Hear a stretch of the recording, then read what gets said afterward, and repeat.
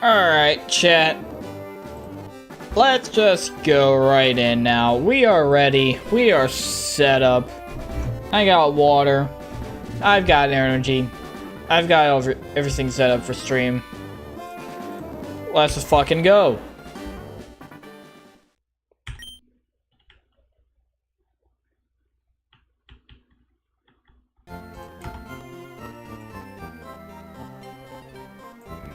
Okay, so first order of business is to not worry about where we are right now. Alright, we got plenty of balls. So the gym here, the door is locked and we can't go in. So now we just need to go up here and we'll do stuff here. Banger scene though.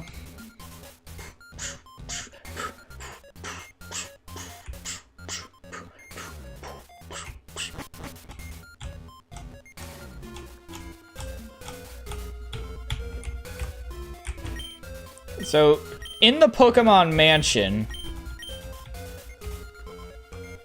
we're gonna find some goobers over here, like this scientist guy.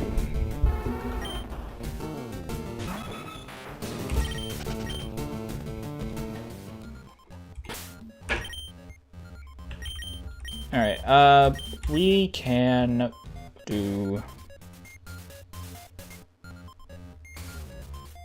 you.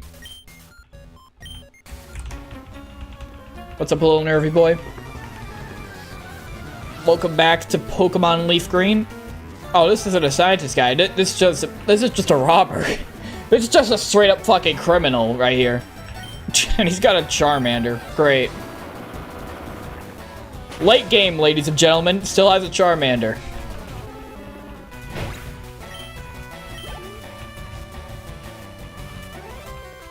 Oh, well, he's got a Charmeleon now. Not a Charizard yet. Shit, that might be a bit too tricky. That might be a little too difficult to have a Charizard.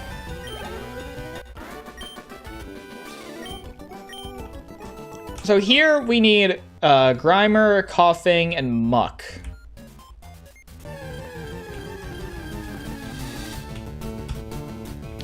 Okay, well there's one there's one that we need. Body Slam? I don't think that'll kill. Perfect, perfect. Paralysis.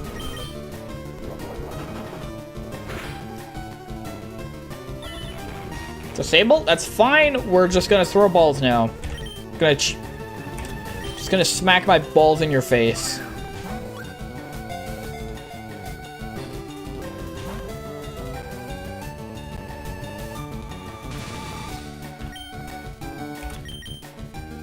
Figured out how to trade on yellow on an emulator on my phone. Nice.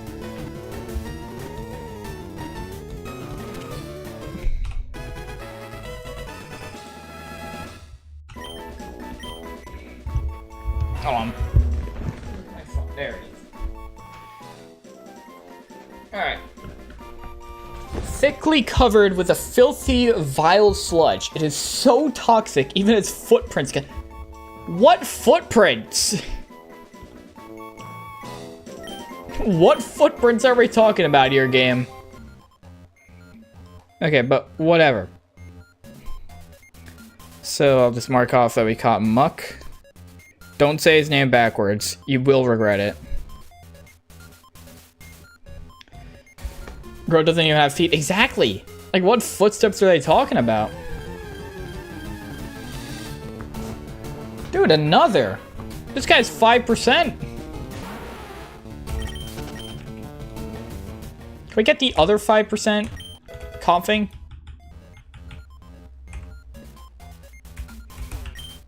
Diary, July 10th. Rechristened the newly discovered Pokemon, Mew. Holy shit, Mew. Imagine if they made a Mewtwo. There we go, Grammar.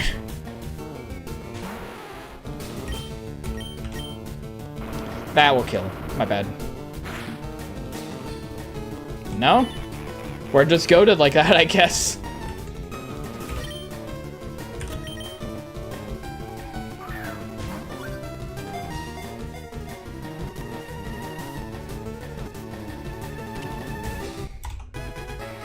Is this guy's footprints gonna be poisonous as well? Appears in filthy areas. It thrives by sucking up polluted sludge that is pumped out of factories. Yummy pollution. Dude, why don't we just get Grimer to solve the global warming crisis? Bunch of waste from fucking coal factory. There we go. Alright, we got coughing. Just get him to, like, eat up all the problems.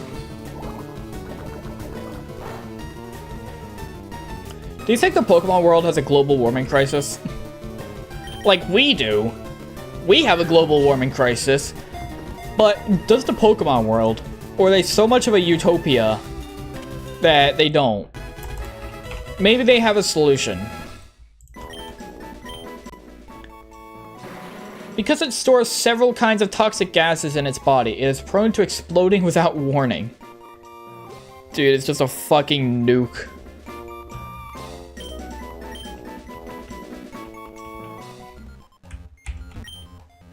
Diary, July 5th, Guyana, South America. Reminder, South America is canon to the Pokemon world. A new Pokemon was discovered deep in the jungle.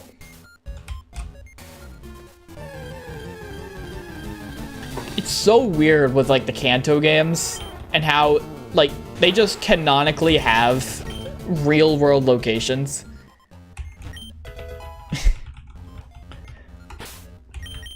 Like, they just have real-world animals and locations. Like, Surge is canonically the Lightning American.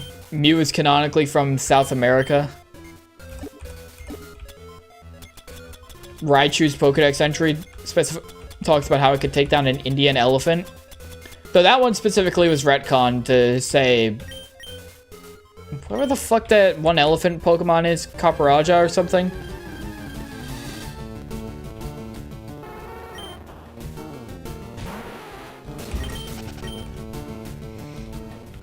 Okay, but we have now done all we can here. We've caught all that we need here. We just need to get the key to the gym.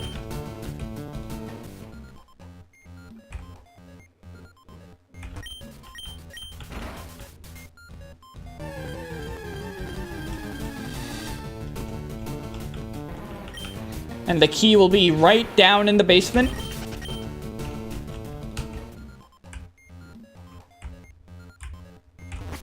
Oh, Gen is Platinum again? Gen 4.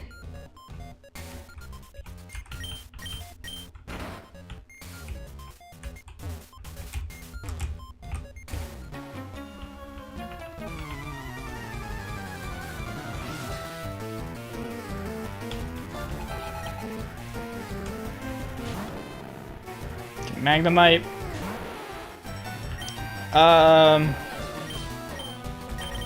You have Levitate. Magnemites are a pain in the ass because they're steel, electric, and have Levitate.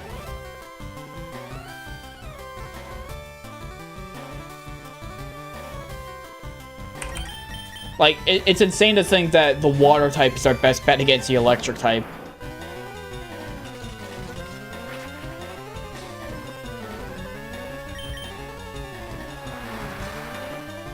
That was the first Pokemon I played. My first Pokemon game was Omega Ruby and Alpha Sapphire back in 2015.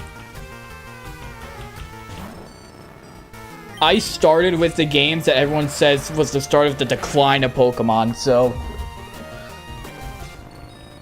Yeah, you know, that's an interesting place to start.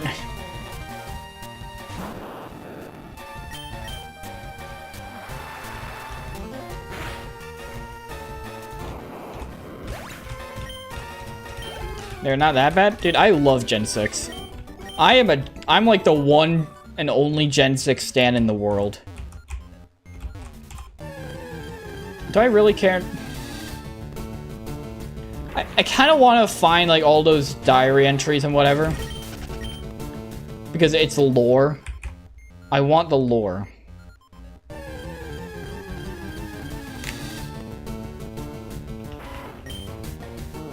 I want to learn everything this game will give me about, like, Mew.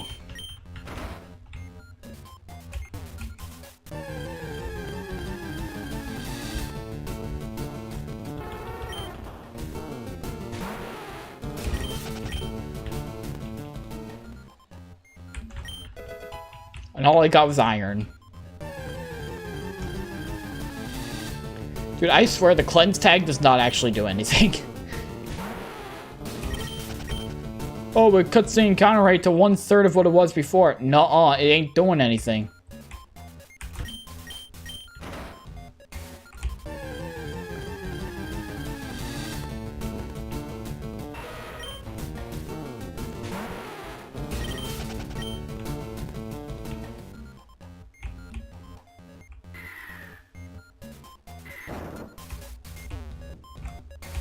I don't feel like fighting that guy.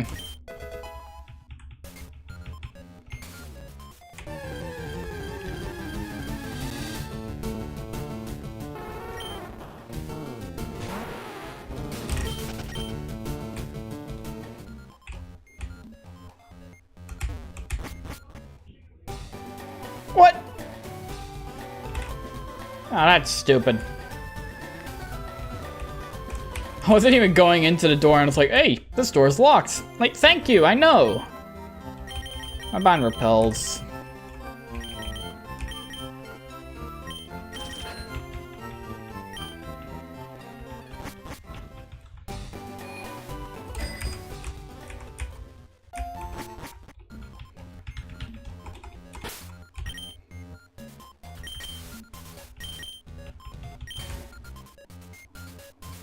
Alright, let's speedrun our way through here real quick. Wait, that's a new place. I haven't gone here yet. February 6th, Mew gave birth. If we named the newborn Mewtwo, holy shit. Mew is so good they had to make a sequel. Are you a guy? Yes, you're a guy.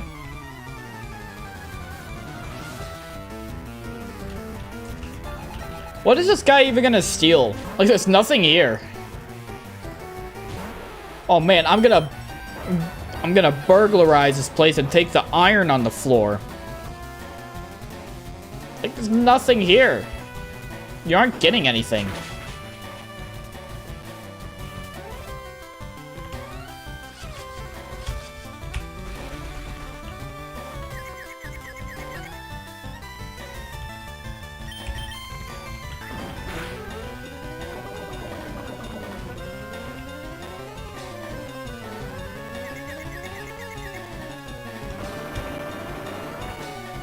Kill you.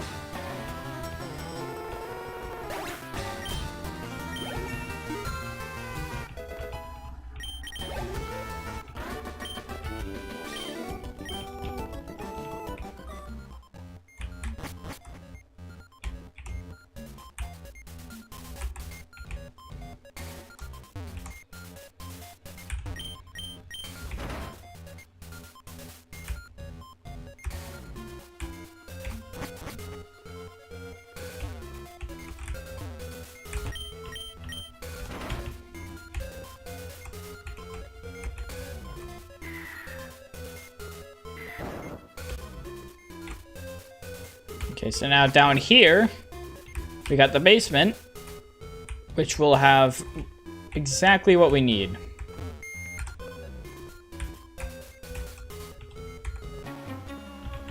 And then this guy had to step right where I was about to go.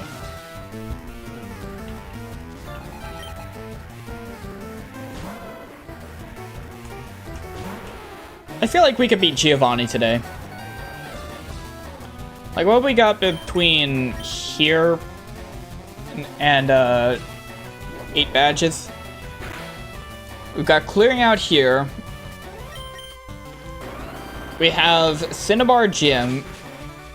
We have, like, power plant, and then we just go, we'll just do the gym then.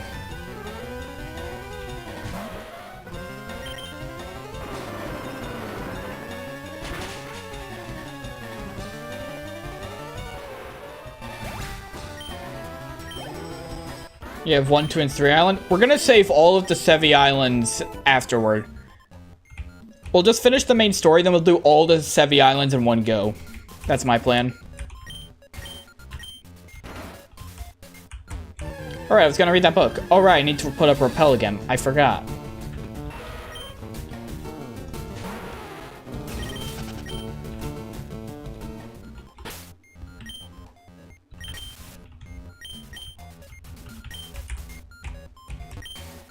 September 1st, Mewtwo is far too powerful. We have failed to curb its vicious tendencies.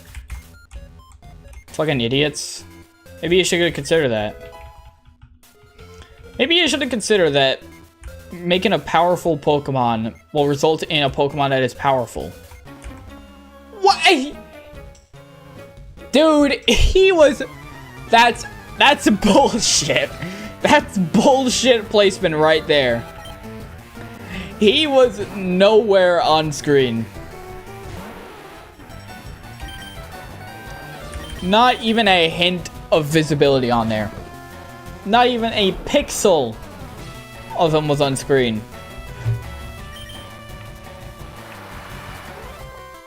I have to admit though, I'm impressed at the incredible range.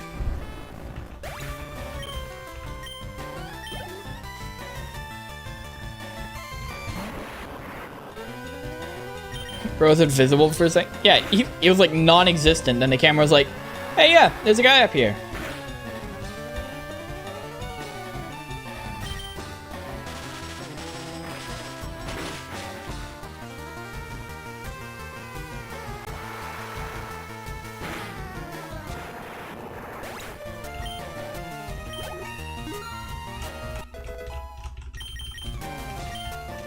Rain Dance. What do we got? Surf, Brick Break, Bite, Withdraw. We got like nothing. We got nothing on this guy.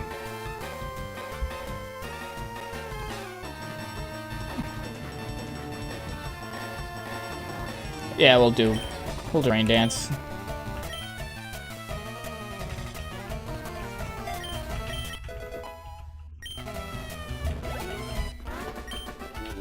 I don't know how much I'm gonna use Rain Dance, but we might as well teach it.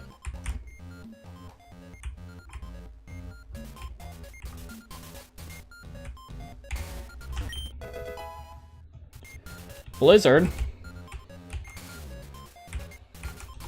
What if?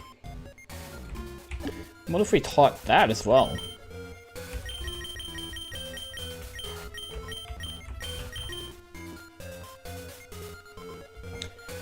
We could teach it to Cleffy as well. Let me think. We could teach it to Nidoqueen. I don't think we want to do that. I think we're just about done with your moveset. Like Toxic, Rock Slide, Earthquake will be getting in a bit. Body Slam.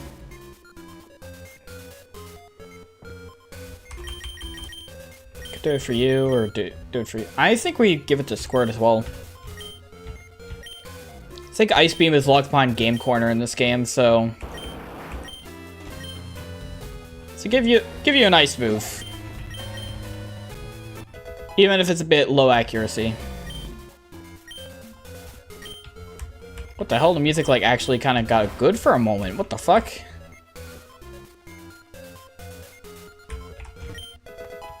Secret key. Yep, it is a key item. Solar beam.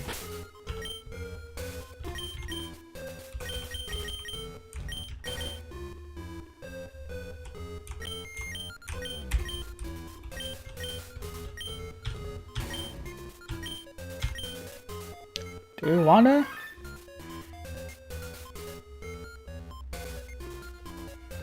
Are there any better poison moves?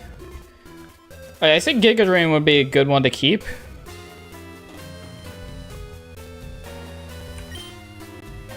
At the same time, this requires 2 turns. Which is not ideal. I think if it requires 2 turns, we might as well just use Giga Drain twice.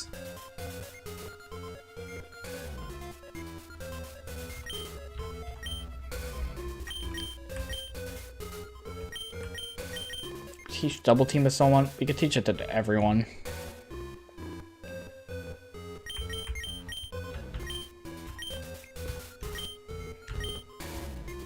Keep strength, keep psychic.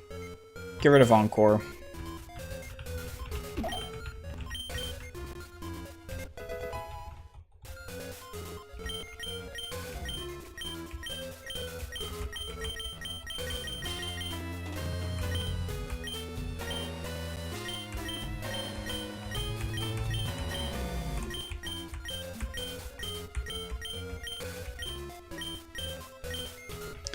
Yeah, alright, we'll just do what we got there. Do we have an escape rope? Did I buy an escape rope? Or do I just have one in storage, maybe?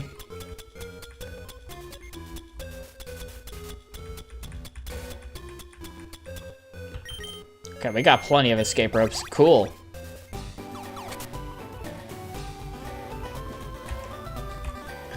However, before we do that, we need to go in here and talk to some people. Dude, we study Pokemon extensively every day. People often bring us rare Pokemon for examination. Who the hell is this guy? Photo of the lab's founder, Dr. Fuji. Holy shit. They named the mountain after that guy. Well, they have to have a Raichu. Would you agree to trade it for my electric? Why would I do that? Found this most remarkable fossil inside Mount Moon. I think it's a rare prehistoric Pokemon. Do you have a Venonat? Want to trade it for my Tangela? No, we're about to catch Tangela, actually. There's a couple people we want to see in here. I'll teach you a nifty move. It's a move called Metronome. Yes.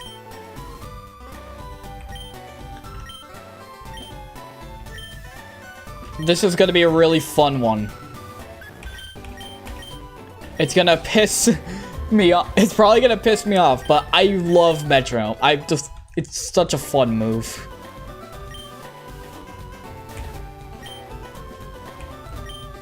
Eevee can evolve in one of 3 kinds of Pokemon. Oh boy, I got news for you, man. One of 3 kinds of Pokemon, holy shit.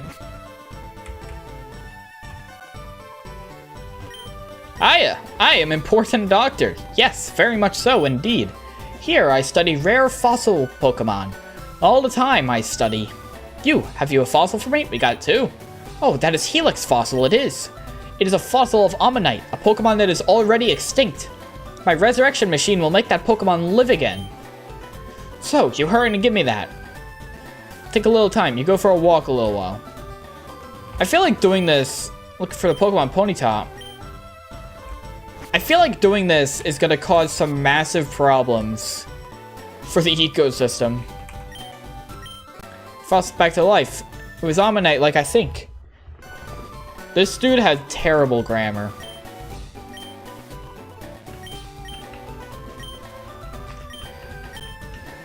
I also love how this dude's like, you're late, when like I literally just left the room and walked back in.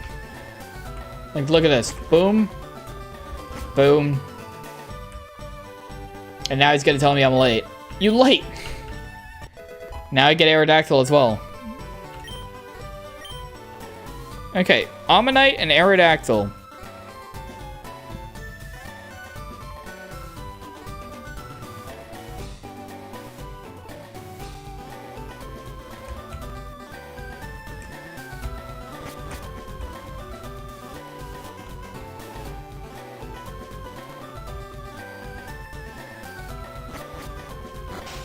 Okay, so with that, we are now ready, after healing, to go and take on Blaine.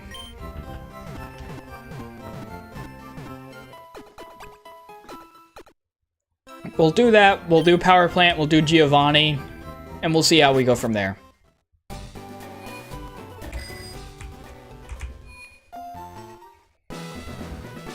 Alright, fellas, you guys ready for a quiz? Listen, I'm very knowledgeable about Pokemon, so let's see if I know how to do this. Caterpie evolves into Metapod. Yes, it does. I remember in the original game, it said Caterpie evolved into Butterfree, and you'd say no because it evolves into Metapod, but it'd be like, nope, Caterpie does become a Butterfree. Like, it's technically not wrong, but it's so misleading. And kind of bullshit. We'll go back and fight all these trainers as well. There are 9 certified league badges. Nuh-uh. Except Gario got like 10 in the anime. Poliwag evolves 3 times. Nope. It does have 3 Pokemon that it can evolve into. A Poliwhirl and a Poliwrath or a Politoad. Electric moves effective against ground types? Nope. Bro, this quiz is so easy. I really like what Let's Go did with this quiz. Where it's like a proper game show. You get put in like the pedestal seat and Blaine directly asks you. I thought that was pretty cool when I played the game. Rather than just some random ass machines. That's not even a real move. You know what they should do? Make another Kanto remake with TM28 as a new move called Tombstony. Just make a new move called Tombstony, make it TM28, and then just fuck with people. We're like, yeah, no, that's not real. So they say no. And then it's like, oh, yep, we actually introduced it this generation. You don't get the TM until after this gym, by the way. You put the TM in, like, Victory Road.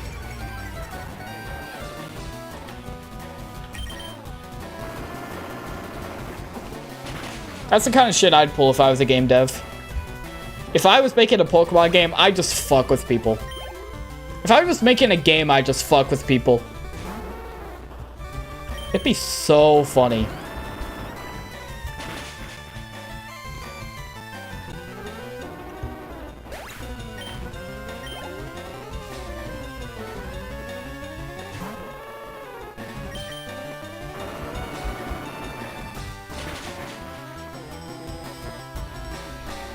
Oh, you're a 3-hit. It's because of Intimidate. It's because of the Intimidate at the start.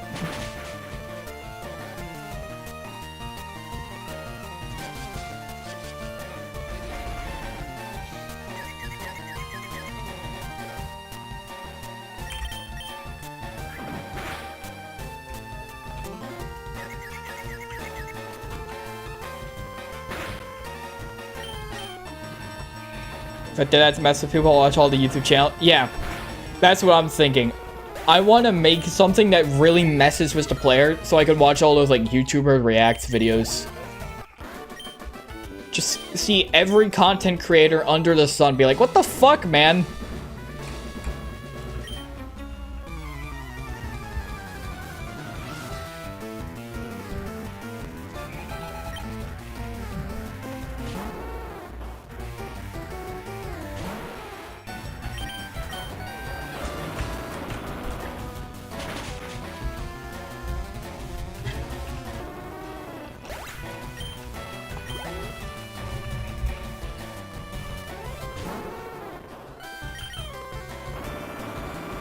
Alright, Blaine is just literally gonna be so free. We just have to keep using Rock Slide over and over until we win. And if that doesn't work, we got backups. We got Surf. We got Dig.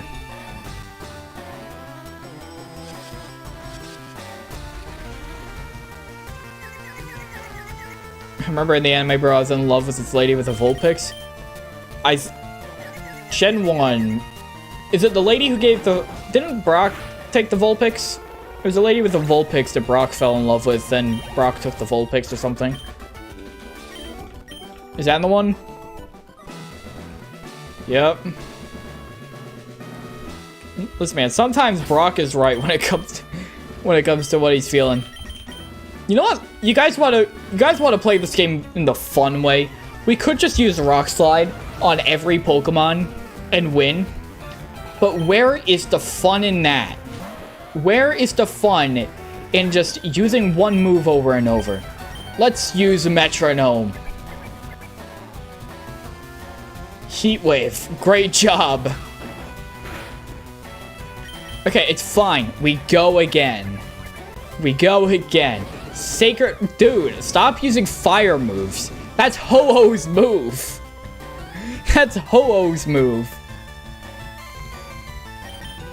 It's fine. We go again. Sand Tomb. Okay, super effective. It did nothing, but it was... Sacred Fire did more.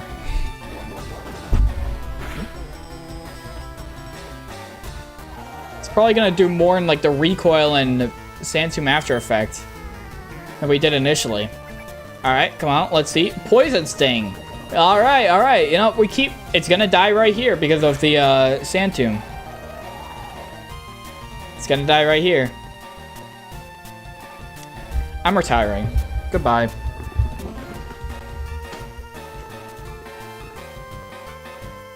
Fuck you, game. Alright, it's fine. We'll kill it right here. We'll kill it right here.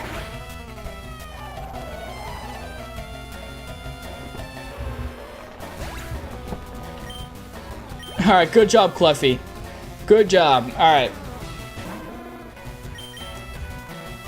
Metronome his ass. Dragon Dance. Alright, actually a decent move. Actually, kind of decent to get.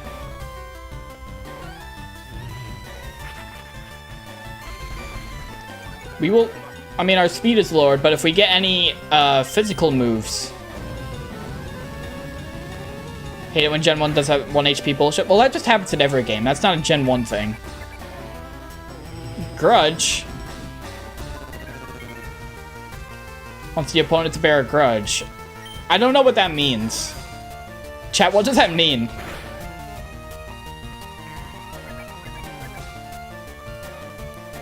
Dude, stop using the fire moves. We've had 3 fire moves. In the fire gym. Thunder. Oh, that actually would have been good if we managed to land it, but we got smoke screened and it's like 70% accurate anyway, so. Final Metronome. Actually would have been a good move. And then you fucked it up, Cleffy.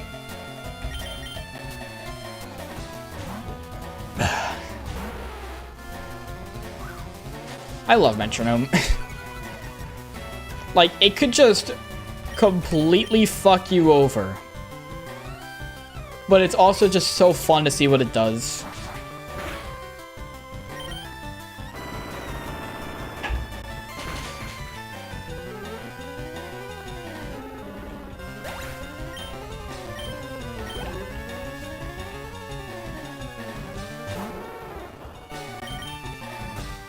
We couldn't even get down 2 Pokemon in 10 Metronomes, by the way. I just want to point that out. Oh, shit.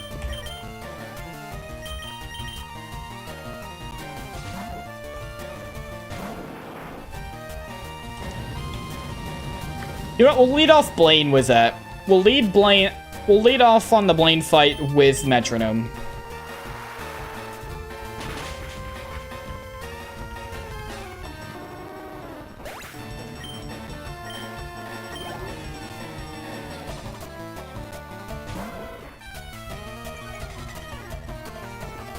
We'll just Metronome spam until Cleffy dies, or we run out of Metronome PP. Or we win. Who knows?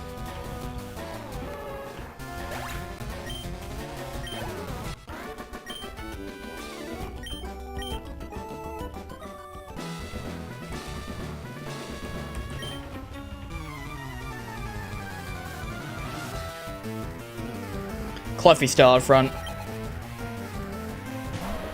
Yeah, you could just kill a Ponyta, I guess.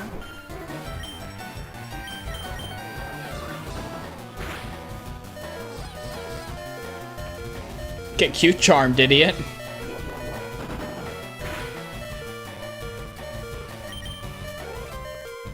Immobilize, immobilize. Good, good. We win. That's why we're the GOATs, chat.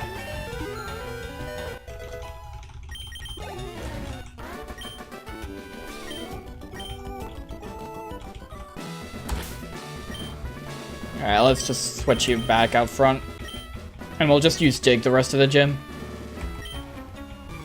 There's like 3 guys left.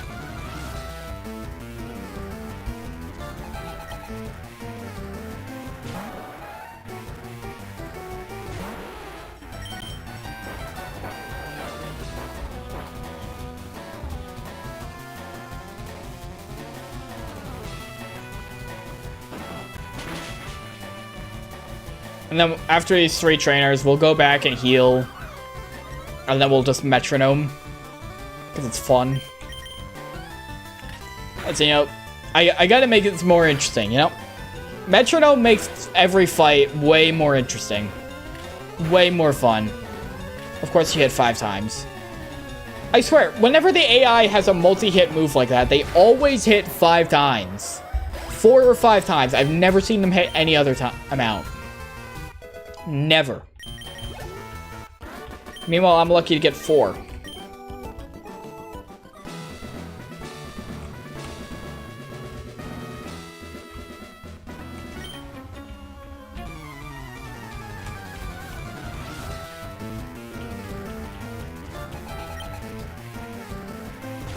You know, where are all the cops in Kanto?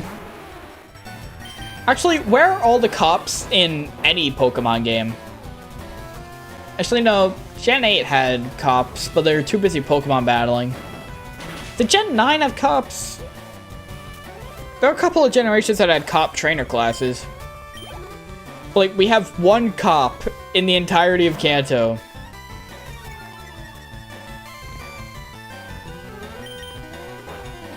And all that guy did, and that guy literally did nothing on, like, the 1 crime that he investigated. All he had to do was, like, go out to the backyard and couldn't even do that.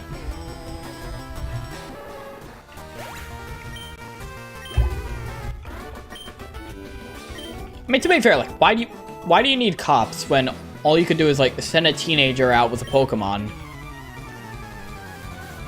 Who needs cops to take down these criminal organizations when a fucking teenager was a Pokemon that they got, like, 20 hours ago will also do it?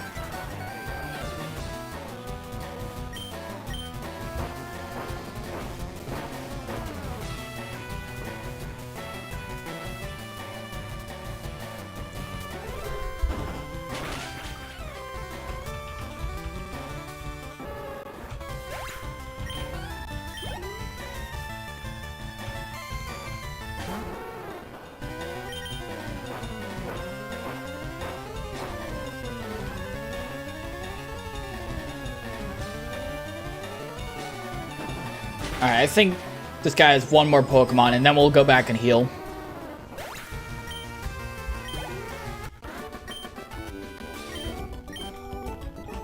Never mind.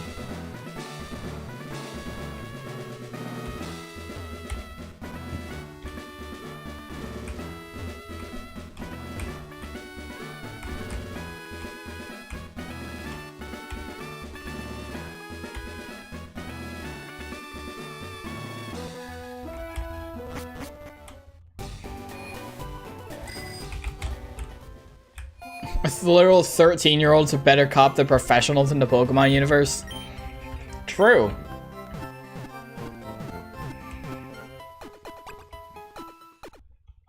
I mean, like the 1 cop in Kanto couldn't take down a Team Rocket Grunt. Meanwhile, an 11-year-old is able to take down the entire organization. Same applies to Johto.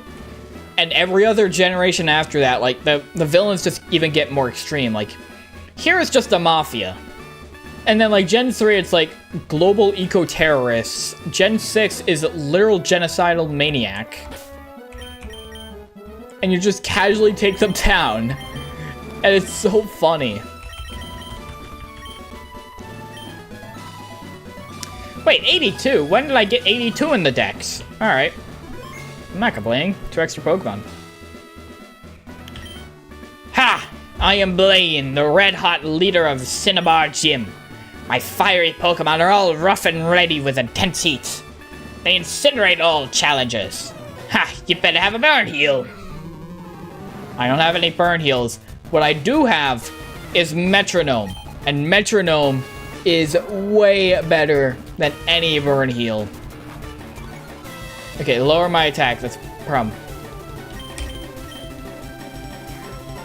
In Platinum, you go to a fucking different dimension to take down an organization leader. The fuck did I use? Camouflage? Yeah, like, Platinum, you go to an alternate dimension. Ultra Sun and Moon, you go through a fucking wormhole.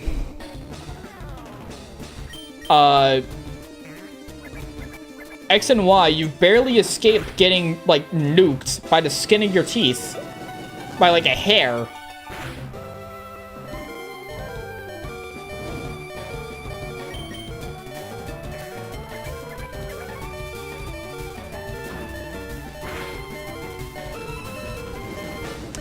Okay, Cluffy, you suck. Come on, I give you Metronome and you don't give me good moves.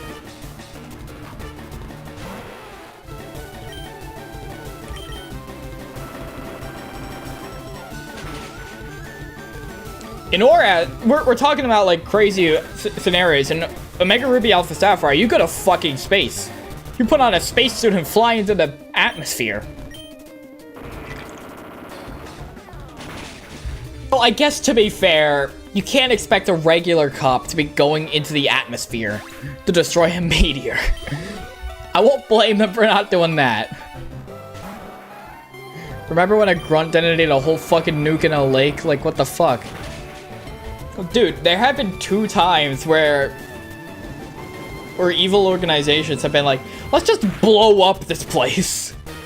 Like, Gen 4, they just blew up a lake. I think, like, a couple of times. And then Team Flare started, like, literally started preparing, like, the bomb they dropped on Japan. And was like, I'm gonna launch this on my own country. He prepared this weapon that literally tore the fabric of reality in half. A cop can't, but the average 13-year-old could go to space. I think going to space is a bit above a cop's pay grade. Maybe the sheriff. Maybe the sheriff can do that. But to be fair, the 13-year-old also had to catch fucking Rayquaza. What? Oh, that killed me, bitch.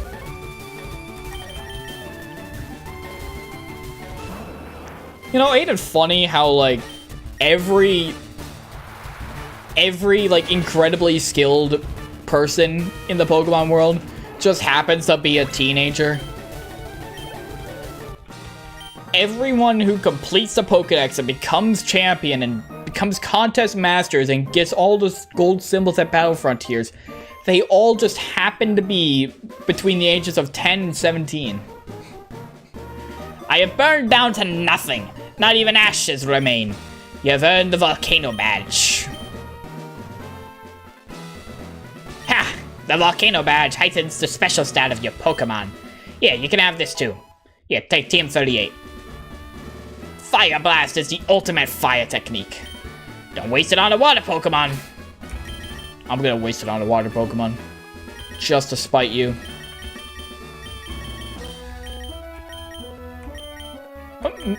What TM number did he give me? 38.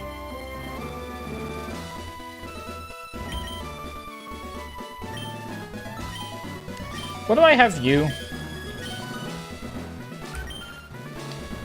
We don't have a fire move. Do we want a fire move? It would go over double team, I feel.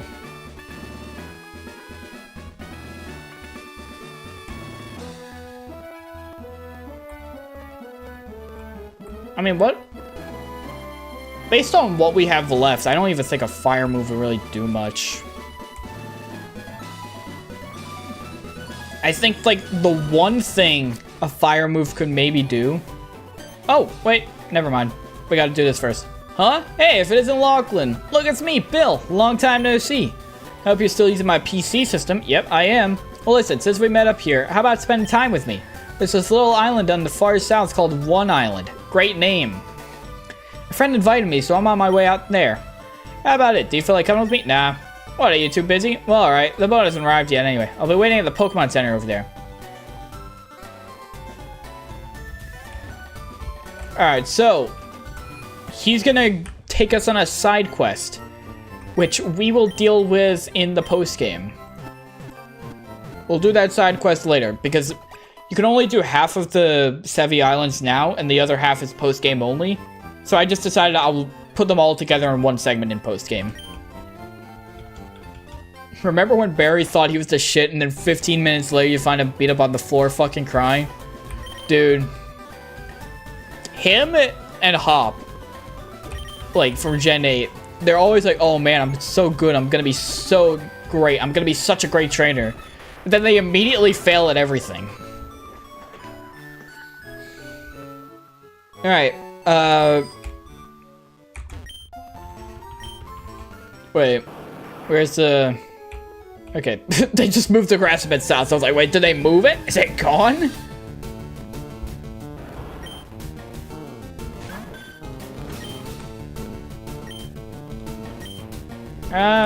Metronome! Weaken him. Acid. Perfect. Actually perfect. What the fuck? Metronome actually did something really good for us. This isn't real. It's a simulation.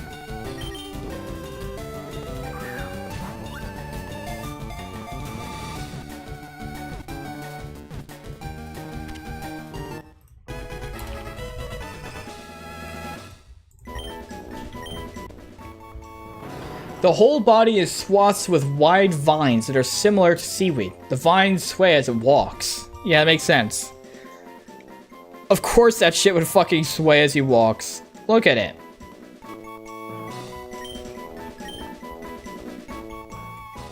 Okay, we're actually gonna fly back to Cinnabar real quick because I need balls. And we're gonna go to Cerulean so we can get to the power plant, but I don't think the Cerulean Mart is gonna have Ultra Balls. I don't even think it'll have Great Balls. No, we don't need to buy a couple of those. Buy like 50 of those.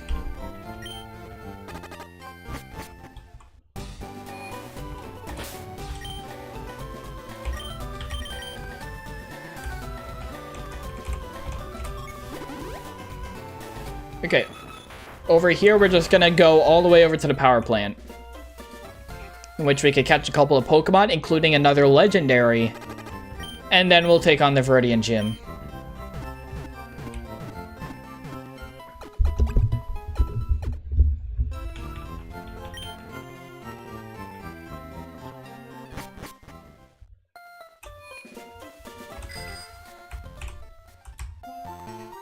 I think we have to... Dude!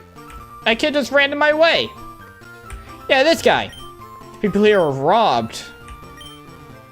Even our police force has trouble with rockets. What police force? You're the only guy!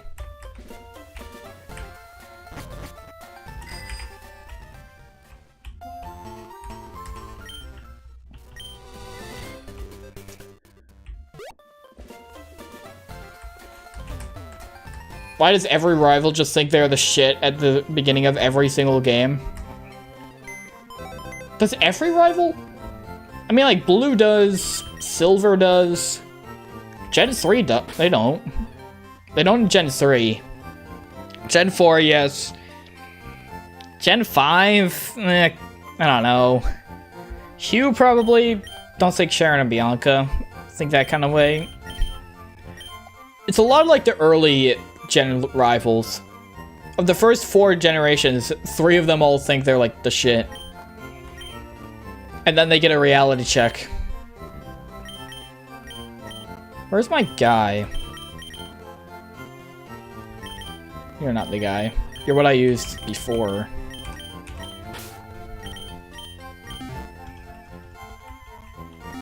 And then there's, I think like after Gen 4, they kind of stopped doing like the rivals who think they're the best. Until like Gen 8 where they did it. Well, I mean Gen 9 gets a pass because Gen 9, Nimona literally is a fucking champion. So she doesn't just think that she's the shit. She is the shit at the start. And then you end up besting her in the end anyway. But like Gen 8, Hop thought he was the shit because like his brother was champion, so he's like, oh man, I'm gonna be the best like my brother. And then he's fucking terrible at everything. I actually like Hop. Like, Hop is written very annoyingly. Because like, I mean, good job writing a 10-year-old, I guess, but like, he's a very annoying character, but like, his actual like character arc is pretty cool.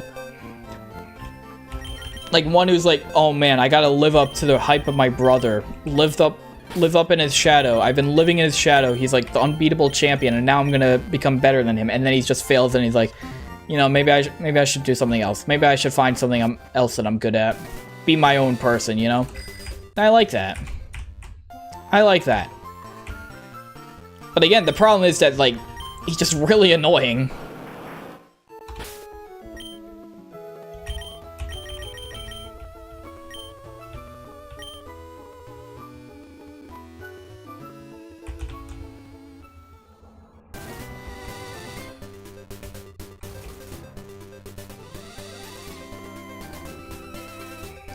I could have sworn there was, like, grass here.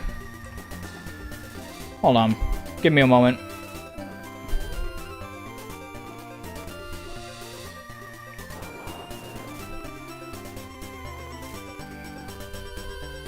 Yeah, I could have sworn there was, like, some grass here that we could have used.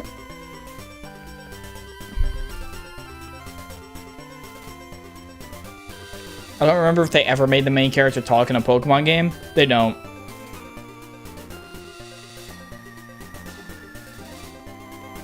Oh wait, is it just the grass that was like right up above that we ran past? Yeah, but like nowhere in a Pokemon game does a character actually speak. Or like the main character.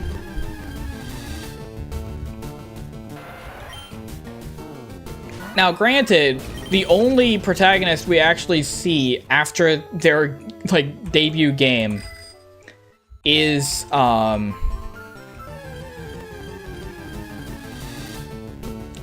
the only one we see after their debut game is Red. So, chances are, he's the only, like, he might be the only one who can't actually speak. The others might be perfectly fine at speaking. But we'll just never know, because they'll Do you think they'll ever, like, bring back protagonists of old games like that? Like, they bring back Red quite often. Like, outside of Masters EX, they don't bring back anyone else. You ever think we're gonna see like the Gen 2, 3, 4 characters ever again?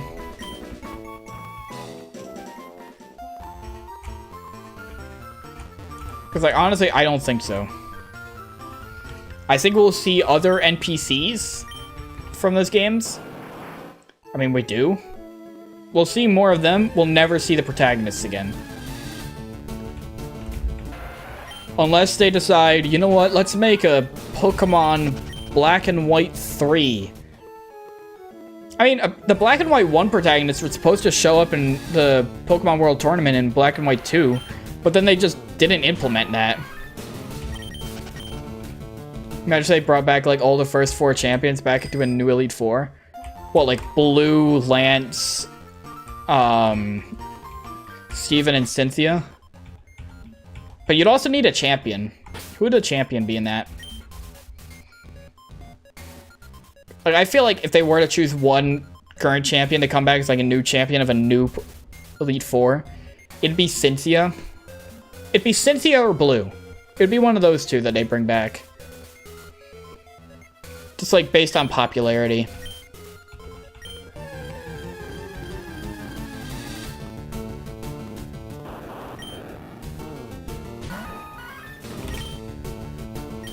Blue would be crazy. Yeah. Like, if they made a brand new Elite Four and Champion with all currently existing champions, who would they use? I would predict... I'm gonna predict Blue as champion because Gen 1 nostalgia. They'd love to milk that if they can. So I'm gonna predict Blue as champion. But who would make a good Elite Four? You should talk shit like throughout the battle? Dude, that'd be insane. Like, if they want to go type specifics, they'd probably do like Lance, Alder, Steven. Who else is a type specialty champion? Iris, but I don't think they want to do 2 dragons.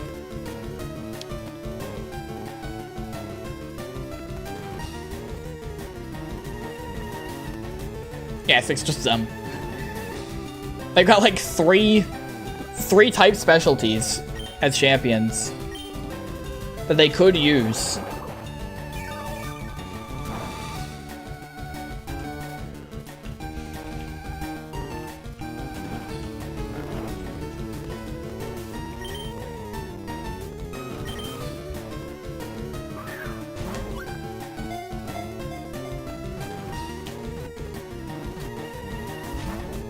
Shit.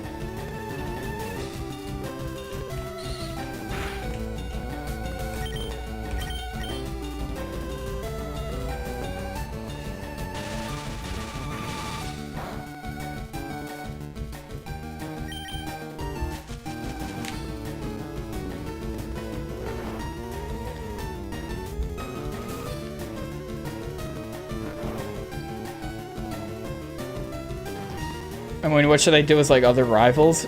I don't think any other rivals... Well, I mean, we kind of have other rivals show up in later games.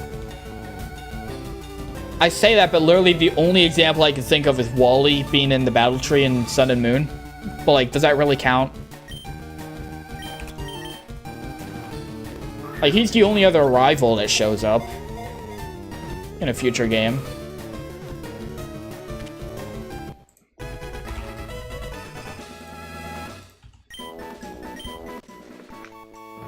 Formed by several magnemite linked together, they frequently appear when sunspots flare up.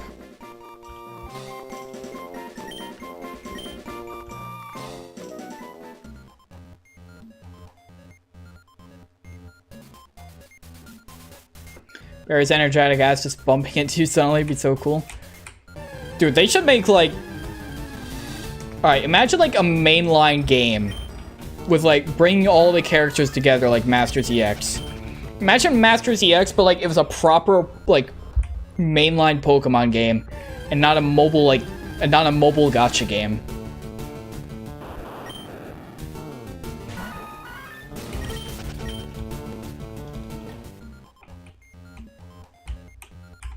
Who knows? Maybe they'll do that for an anniversary. Maybe it'll be, like, Pokemon's 30th anniversary. For just fucking bringing everyone in, man.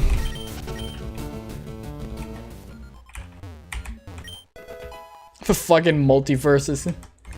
I mean, we got Team Rainbow Rocket in Ultra Sun and Ultra Moon. They brought all the villains together in a mainline game. Surely they could bring all the heroes together in a mainline game. You have, like, the fucking Avengers of Pokemon. That's sick. That's sick. That's sick. They should do that. I would buy that game immediately. I love how I'm talking about, like, oh man, they should make a game with, like, all the Pokemon protagonists coming together. The Avengers of Pokemon. Meanwhile, on my phone, I have Masters EX installed. I could just play that. But I'm like, well, I want a real Pokemon game. all the organizations team up and they have to team up to take them down. If all the evil organizations teamed up, what would they be doing? Because here's the thing. Their prime objective isn't kill the 10-year-old that's taking down our plan. Their prime objective is use a legendary to achieve some goal of ours. What goal are they achieving? What legendary are they using? And who... Well, I mean, I feel like if they did... I was about to ask, like, who would be the one in control of all of it? But I feel like it's pretty obvious that it'd be Giovanni. Like, why would it not be Giovanni? It would be kind of weird if they're like, actually, it's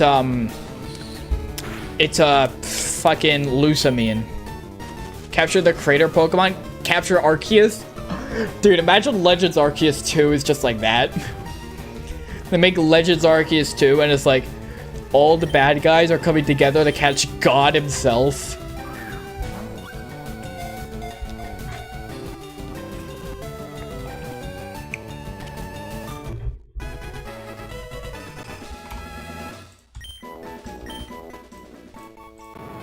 Uses anti-gravity to stay suspended. Appears without warning and uses Thunder Wave and similar moves. You know, shit, it uses Thunder Wave.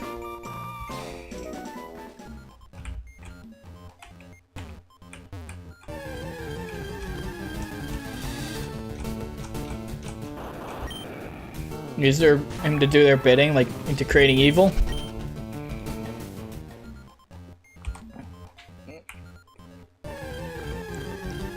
Dude, I feel like that could actually like work as a sick Pokemon game, but I don't think we'll ever see anything like that.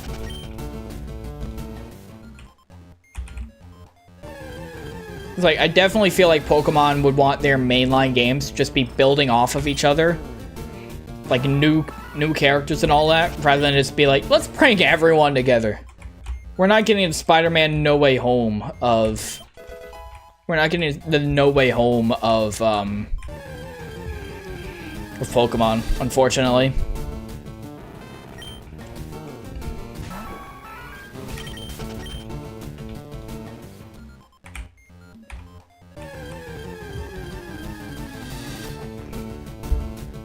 And I feel like the idea of taking control of Arceus, that would just be like stepping too close to what Volo was doing in Legends Arceus. It would literally be reusing the same idea on the same Pokemon. Just a different group of guys doing it. And I don't know if they do that. Say all you want about Pokemon, like, just being copy and pasted every year. For every game. They aren't, like, that copy and pasted.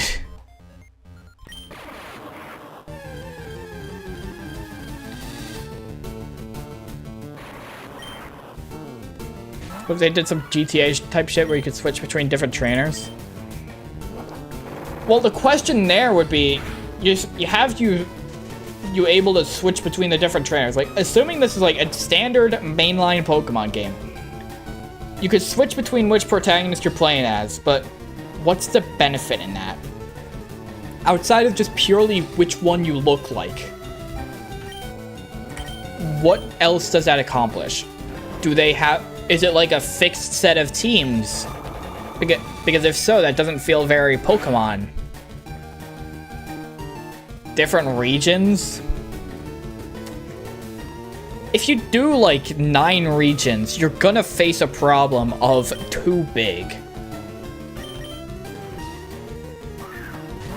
If they had, like, you'd face the problem of it being too big, too disconnected. If you have 9 separate worlds they have to keep going back and forth between, it's gonna be annoying for the player. Or if it's like you complete one world, then you complete the next world, then the next world. It's just gonna feel too disconnected. It stores electric energy under a very high pressure. It often explodes with little or no provocation. Like only Kanto in the first 3 regions? If you do only Kanto, if you only do the first 3 regions, how many Pokemon are we at now? 87. 87? Yeah. if you do only the first 3 regions, you're gonna disappoint a lot of people. So doing that, being like, oh, this is the big Pokemon crossover, but only doing the first 3 regions, that'd be like if Spider-Man No Way Home was only like, yeah, we're just gonna bring back Green Goblin and Tobey Maguire, and that's it. Maybe like 5. I feel like for a massive Pokemon protagonist villain crossover game altogether, I feel like it would work best in a completely new region rather than one that we've already been to. Because if it's one you've already been to, the question would be which one? And if not, how the fuck would you do all of them? Give everyone a fair shot. It would be kind of silly if it's like everyone's crossing over, but they're all in Hoenn. It would feel off. You'd probably want a new region that you're all in together to fight the villain. That's how I would say you should do it. I guess also another thing to consider is that if you bring back all the heroes, you're gonna face problems with potentially too many characters. Maybe that's some Pokemon Emerald type shit where after you beat the game, then you could switch trainers. What do you mean Pokemon Emerald type shit? You can't, like, switch trainers in that game.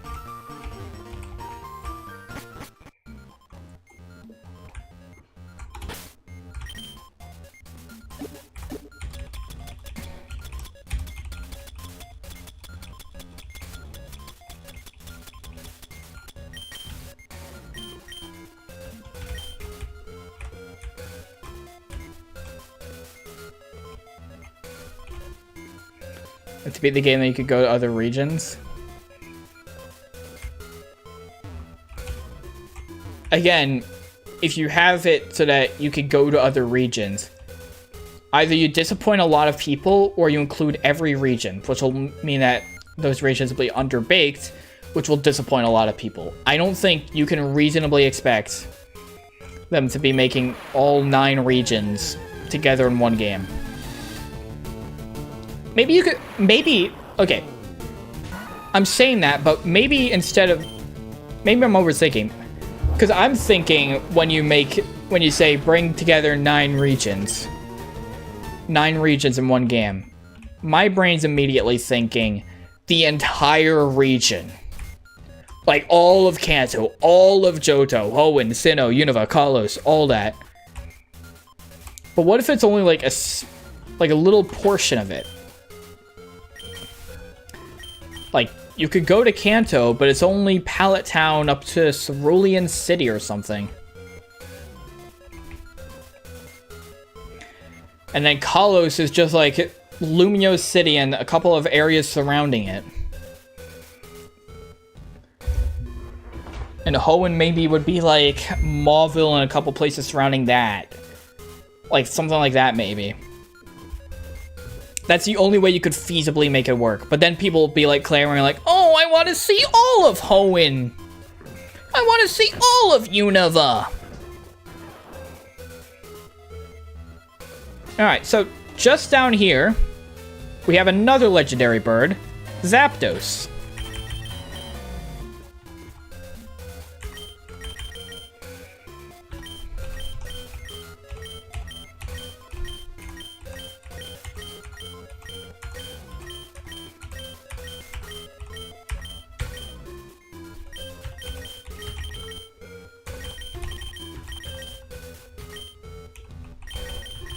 But I still think overall, just have one big story in one big region.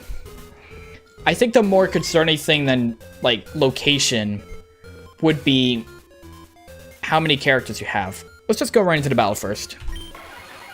Yow! Alright, here we got Zapdos, the second of the legendary birds. So we just gotta weaken this guy, put it to sleep, and catch. Like, let's count how many Pokemon protect. Let's, like, don't even include any rivals that aren't playable characters. 2 Kanto characters, 3 Johto characters because of Chris and Lyra. So that's 5 already in 2 generations. 2 more, 7 with Gen 3, and then 9 with Gen 4, 13 with Gen 5, 15 with Gen 6. You're starting to see the problem. If you have every playable Pokemon protagonist, you're gonna have way too many characters. Way too many main characters. Everyone's either gonna have to be like a very minor character. You're either gonna have to have like the Pokemon, like the player character in this game, and then like 20 minor characters that are characters from previous regions, or you're gonna have to cut some people. Okay, like let's say, like even if you can maybe make it work if you cut it down to like maybe you cut out so it's only like 1 character per region. What if Red and Gold use their legendary Pokemon that you cannot get in that game? I could definitely see them like using their legendaries from their regions, but at the same time that might cause problems if you want to make evil teams going after Pokemon like that. Like you could maybe make it work if you cut down so that every region has 1 representative, except for Gen 5, which gets 2. That's what I'd say. You have Red, you have Gold, and then you can like flip a coin for every other game to see if they pick the boy or the girl.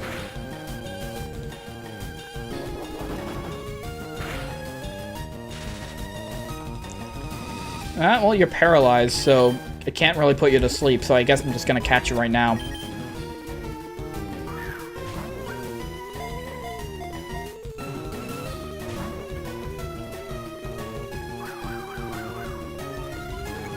Like, 10 protagonists, if you were to balance it out, like, you could easily balance that out between boys and girls as well. I feel like the Gen 1 has to be Red. There's no way they do, like, fucking Leaf and not Red. Gen 2, I can reasonably see them doing Gold. And then every other one is just, like, up in the air. Oh, fuck, wait. It might end up being 11, because... It might end up being 11 because of Let's Go. It might be 11 because Let's Go exists. And, like, Let's Go is mainline. As much as you argue it isn't, it is a mainline game. And it has its own unique set of protagonists. Gen 1 is also going to have the Gen 5 thing.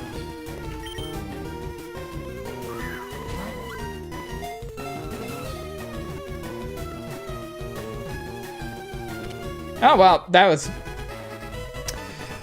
incredibly fast. What the fuck? Okay.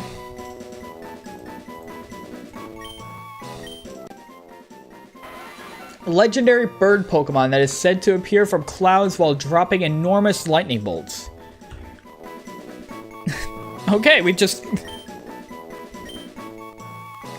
caught Zapdos. Like that.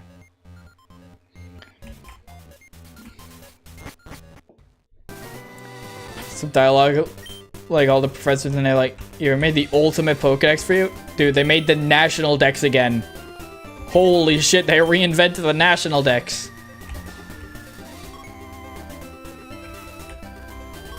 Wait, we could have just flown there.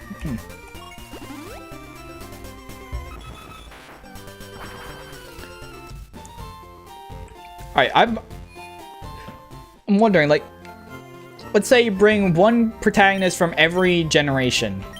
Every game. Every region, except 2 for Kanto to count for Red and whichever Let's Go protagonist you want. And 2 from Unova because of Black and White 1 and 2. Let's say you bring 1 from each of those, all together in 1 game, facing the leader of every evil team. Giovanni, Maxie, Archie, Cyrus, Getsis, Lysander. I don't want to put Guzma... I don't want to put, like, the low-level guys on, so, like, we're not gonna do...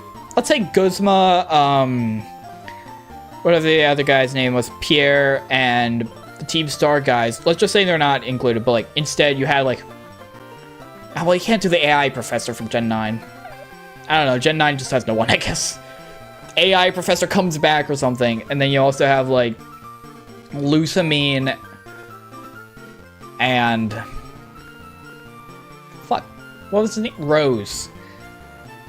Okay, so now we got the final gym here. I wonder who the gym leader is. So you have all the main villains, the truly evil people. And like, let's just say again, like alternate universe, because a lot of these guys like have redemption arcs in their games. It'd be kind of weird if Lusamine was like, oh man, now I'm a good person again. And then all of a sudden it's like, you know, fuck it. I'm just opening wormholes again.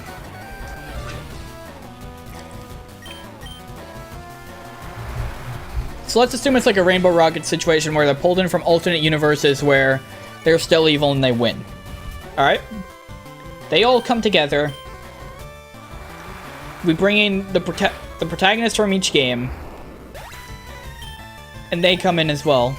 And then you play as like a new protagonist. You're a new protagonist who also aligns with them. There are two things we need to consider for this kind of plot. No. Oh yeah, rest. Number one, how do you make these new villains seem threatening? Because here's the thing.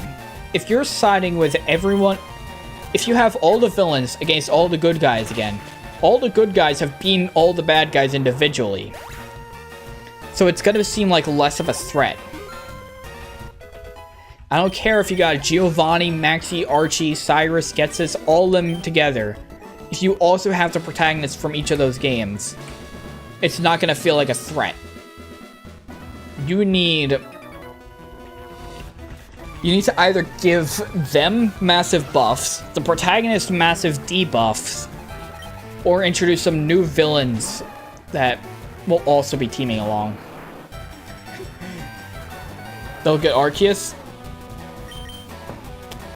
But like, if they're all working towards achieving the goal of getting Arceus, like, until they achieve that, they're just as dangerous as they were in the original games, which is, and by that I mean they could be taken down, no problem. You need something more to specifically make them threatening. More threatening than... Each one has to be way more threatening than they were in their original game to make the stakes really feel high enough.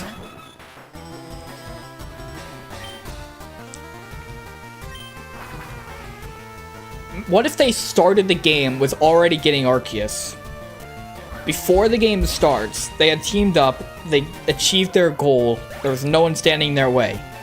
And now you're like a resistance movement or something. They got the power of God now, so they feel more threatening from the start. Problem is, would it really fit to have a fucking, like, dictator overlord with these guys? How's the run? Run's going well. We're 17.5 hours in over multiple sessions.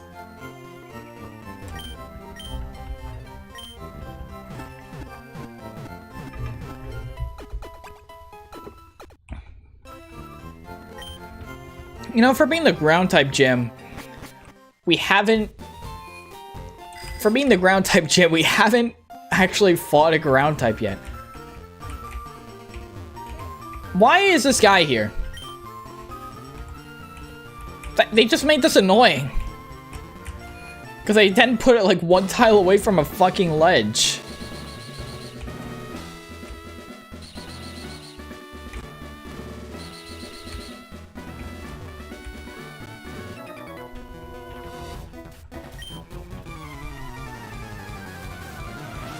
I mean, the pathway does go around. Yeah, but it's just annoying. Because then you have to hold down, but then you have to stop on the right tile or else you go over a ledge. Oh wow, look! A ground type in the ground gym. You never would have seen that. Never would have seen that coming. They come from like universes where they're strong and where they have beat the protagonist. I guess that could work. That couldn't like make all the villains coming together threatening. Make them all having beaten the protagonist in their original realities.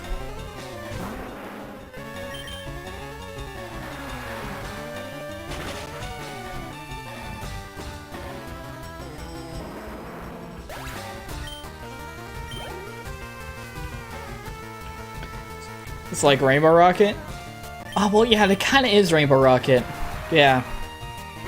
The idea we're thinking of is like, if they were to make a game where it's all the evil team leaders come together and all the game protagonists come together in like this one big like Avengers war or something. Avengers Pokemon game. How would that work? What would be the logistics? What is their motives? How do you make the villains threatening? How does that work? Could that idea even work? Think like what Masters is doing, but like if they made that an actual Pokemon game and not a gacha game.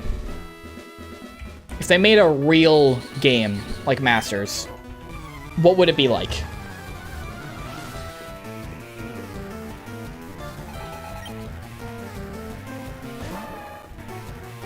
The obvious idea is that they're all teaming up to get Arceus, but another thing we have to consider is why are they teaming up together?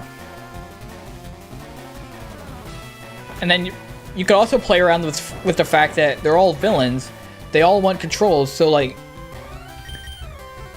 once they're working to their goal and like almost there or having achieved it, they start fighting between each other for the top spot.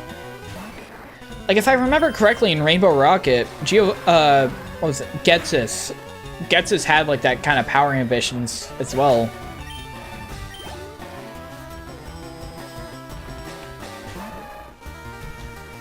I feel like making that kind of like this kind of Pokemon game would be a logistical nightmare and not one that would ever get made officially. As a fan game, absolutely. Probably someone's already made like, there's probably already like 3 fan games that are like that, at least. And they're all probably ass, but they exist.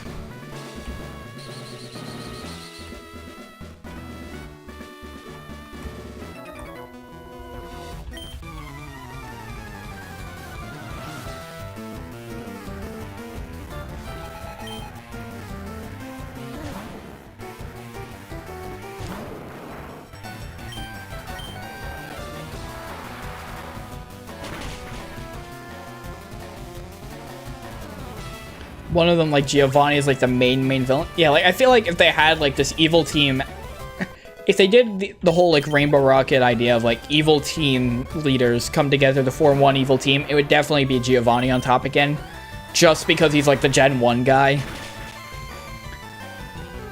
It makes the most logical sense out of everyone. Like he's not the most threatening of villains, but he's the most iconic of villain. And I feel like that's what matters most. If they were to go on like most threatening, it'd probably be like Cyrus or Lysander. Like those guys wanted fucking genocide of everyone.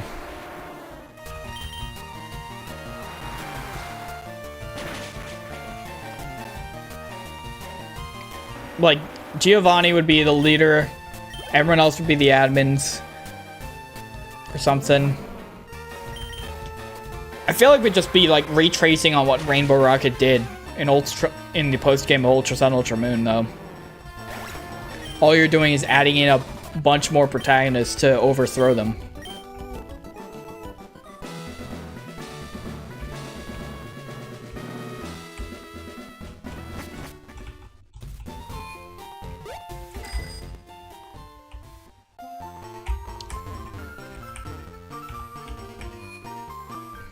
Some multi-battle against Geo and Volo where they have Mewtwo and Arceus. Yeah. But who would you side with?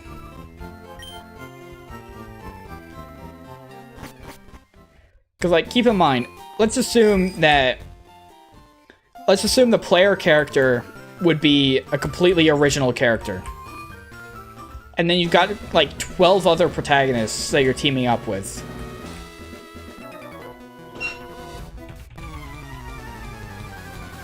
I feel like of all like the ideas on like which Pokemon they could be trying to take control of, Arceus makes the most sense. It is literally Pokemon God.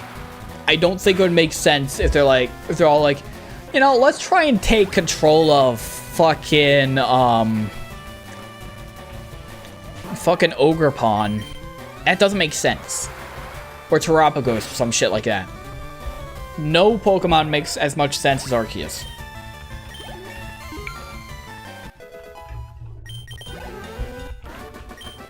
What other, like, super powerful Pokemon has an evil team leader not tried taking over with? You know, technically no one's tried taking over with Giratina. Giratina would be like... Well, I mean, Volo kind of did. But, like, Volo was using Giratina to try and get to Arceus.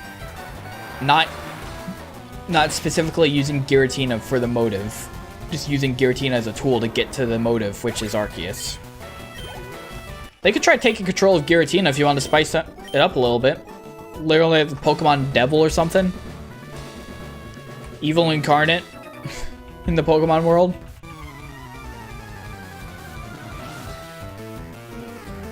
What if they're just going for, you know, we're bringing all the villains back, we're bringing all the protagonists back, bring all the legendaries back. They're harnessing everyone.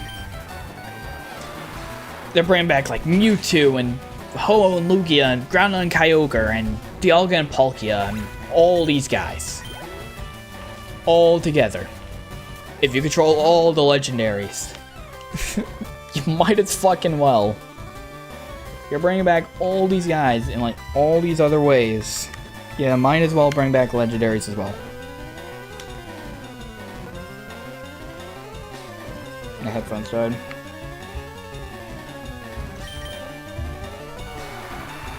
Just really go the extra mile. Make this a nonsensical fan service game.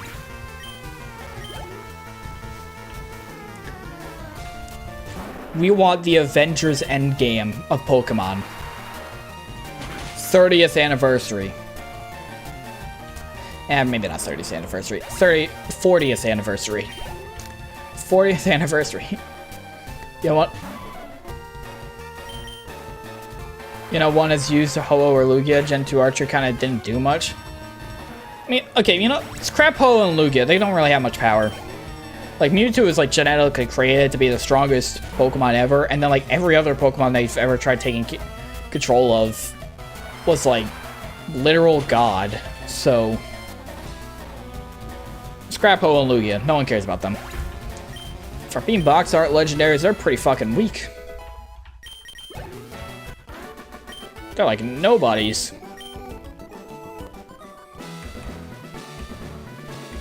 Anyway, chat, I wonder who the gym leader is.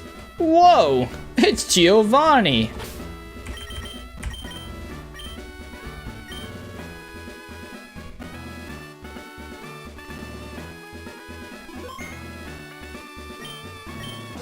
Wow, welcome to my hideout.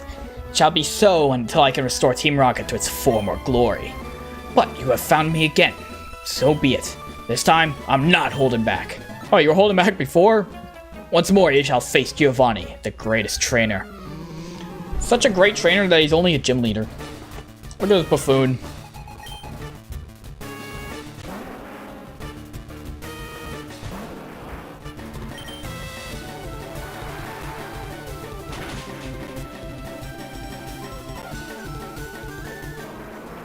Thought it was Blue.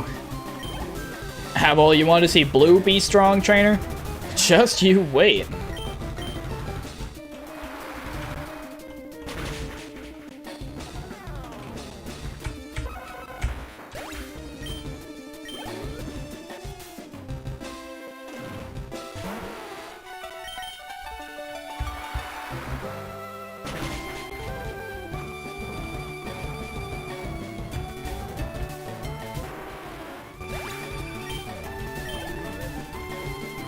Alright, 2 more Pokemon, then we win.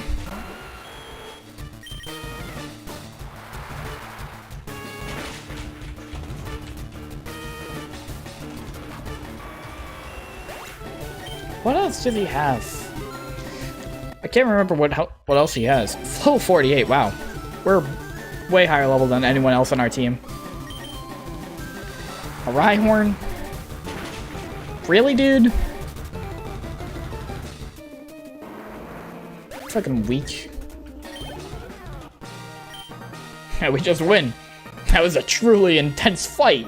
You used Surf 5 times in a row. You have won. As proof, here's the Earth badge.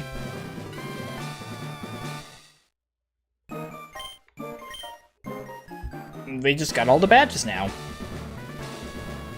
The Earth badge makes Pokemon of any level obey without question. It is evidence that you are of your mastery as a Pokemon trainer. With it, you can challenge the Pokemon League. Oh yeah, take this TM. Consider it a gift for your Pokemon League challenge. Oh, thank you. Maybe you're not such a bad guy after all.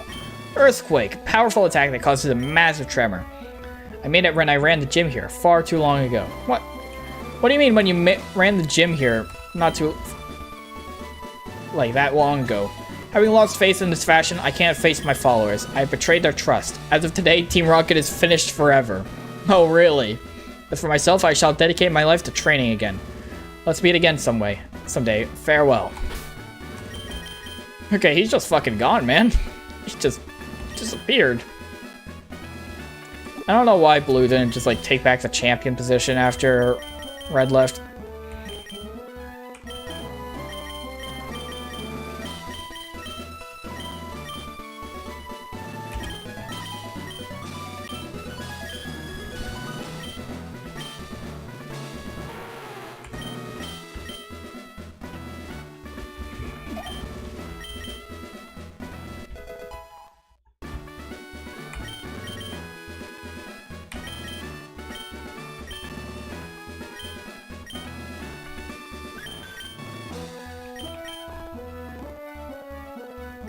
I don't know if we teach Thunder. Maybe Fire Blast would be better.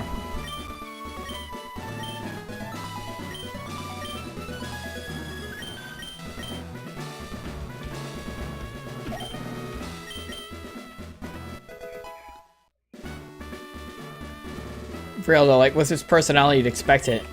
I mean, last time he became champion, he lost immediately, then got insulted. So maybe he just felt bad.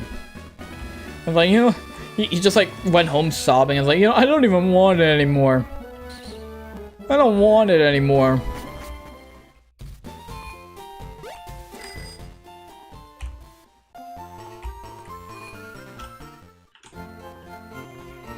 Alright, we'll continue going for a bit. Not sure how much. Let's see. Victory Road. We could probably get through that.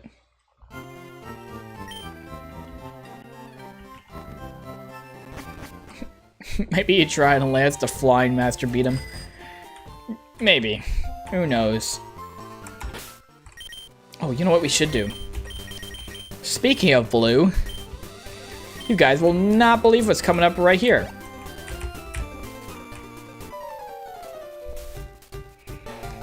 What? What a surprise to see you here. So you go into the Pokemon League. You collected all the badges too? That's cool. I'll whip you. As a warm-up for... You'll whip me? I'm down. Go on, do it. Oh, it's a warm-up for the Pokemon League. Oh, okay, listen, man, I was thinking a bit different, man. Alright. Don't worry, I got a strategy for his entire team. Metronome. Don't worry, this will do like 3 damage. Did 35. And 35 does have a 3 in it.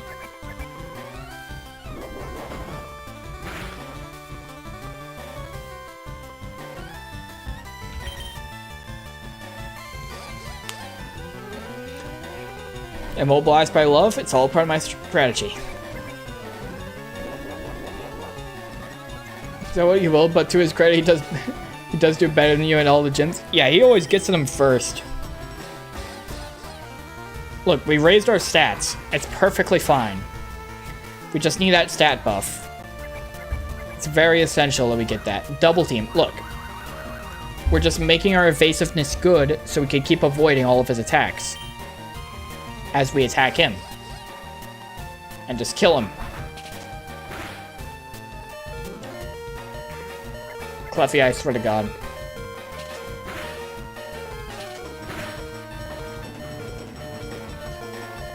Could have hit more, by the way.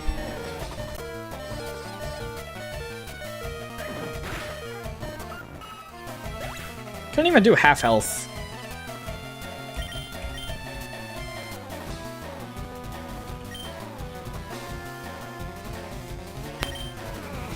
We've already been 12 times and just fly into them while you have to walk? Yeah.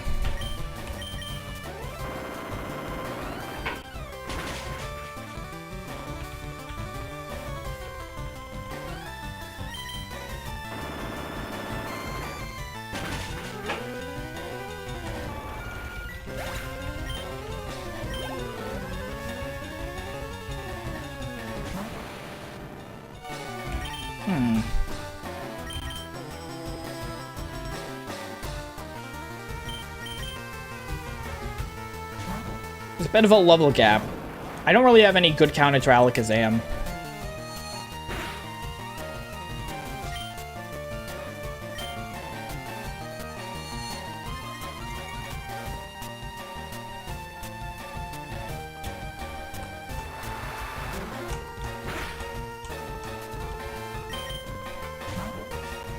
He withdrew?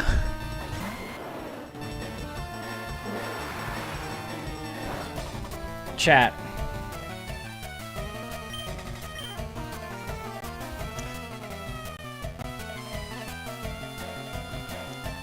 Wait, no, not Break.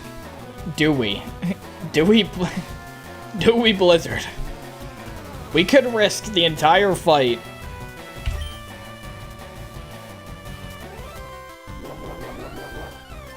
Okay. Okay. Kill. Kill. Uh-oh.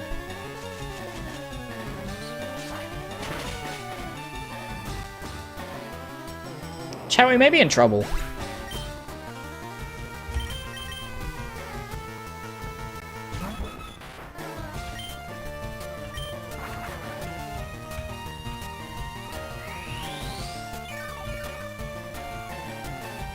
You're gonna bring End back or keep the events in Black and White 2? What did End do in Black and White 2? Like what happened to him? If I remember correctly, it's like he gave up on battling entirely. He just gave up on Pokemon as a whole, right? I guess you could like keep that. Maybe he shows up, like trying to persuade Getsus or something, but like he doesn't really. Can't really do much.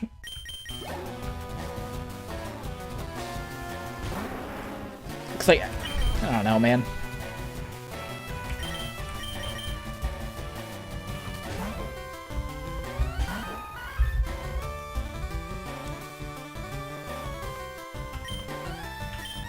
That's scary.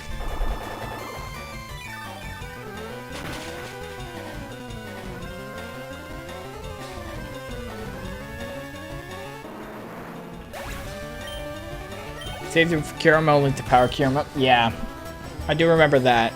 It's just like, there's something in the post game where it's like, he vows to like give up, like he lets you take his Reshiram or Zekrom and then he just like doesn't have any Pokemon anymore.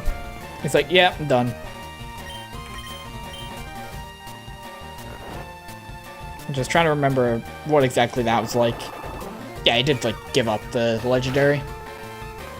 Trusta was the protagonist of that game.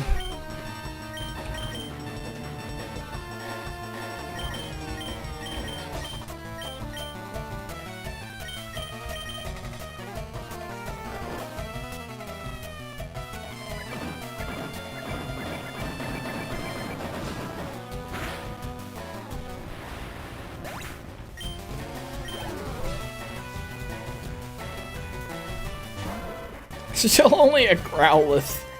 Look at this idiot. Bro couldn't find... This idiot couldn't find a single Firestone. Bro, go to the Celadon department store.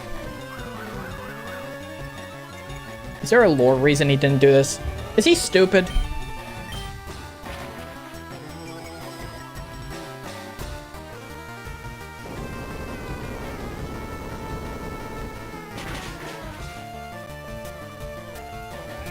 Yeah. His role is filled by Colress, Black and White too. Yeah, I feel like you bring back like all the heroes. I mean, like, when we say we bring back all the heroes, how far does that extend? Because does that extend to Enin Colress? What about the rivals? But like, let's say, okay, let's say we're like, okay, we're not gonna bring back Blue and Barry. What about the rivals that are literally just the opposite gender of a protagonist? Do they come back? Do all opposite gender versions of protagonists come back? Or do you just pick one? Which one do you pick?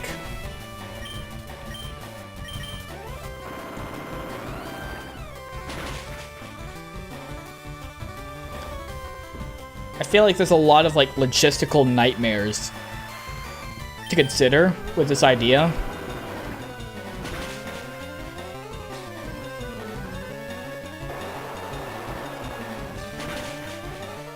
You're dead. Yeah, Silver can like there's some protagonists specifically that I feel like makes sense to take down the threats. Like Silver was Giovanni, N was Getsis. Who else? I was just careless, yo. That loosened me up. I'm ready for the Pokemon League. You need more practice, though. Hey, you know that. I'm out of here. Smell ya.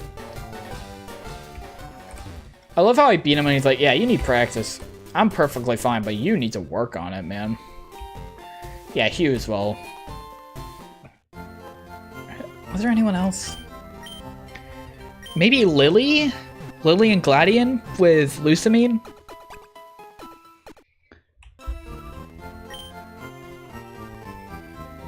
Maybe Arvin if you were to bring back the AI professor?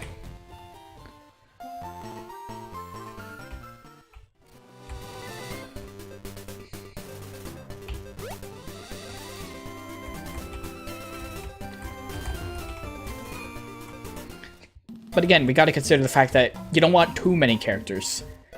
Oh, that's the boulder badge. You can go right through. Alright.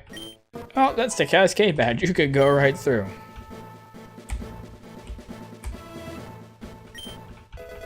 They're just gonna do this with every badge. Why they couldn't just check all at once? Beats me.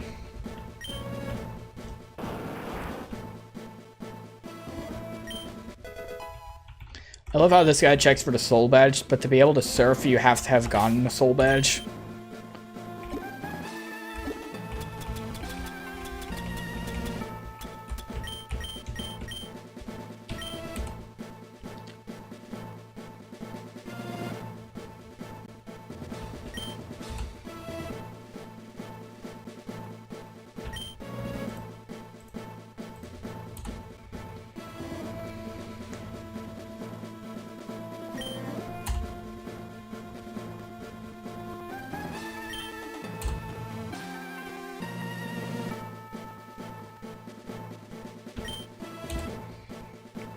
Each have like intro story, then you pick a few to do the game with, like Pokemon on your PC.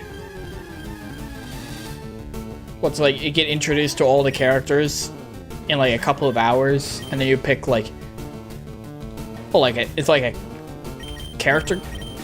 It's kind of like what Masters does then, where like you pick, it's like you and then you pick two other characters that you like team up with to do something.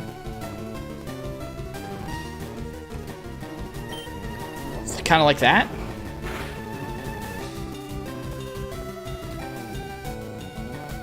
I guess that's one way to like easily take care of the problem of like too many protagonists, rather than trying to make like 25 characters. all be like significant enough to the story where like they have a purpose being there. Especially when a lot of them are like literal just copies of each other. It can live in or out of water. When out of water, it constantly sweats to keep its body slimy. Gross! We need 2 of this guy, by the way.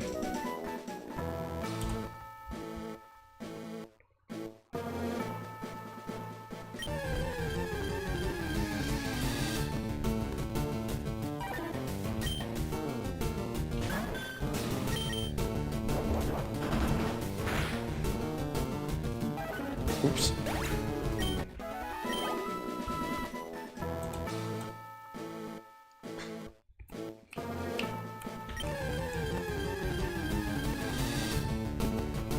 Yo, big guy. Big guy, what the fuck?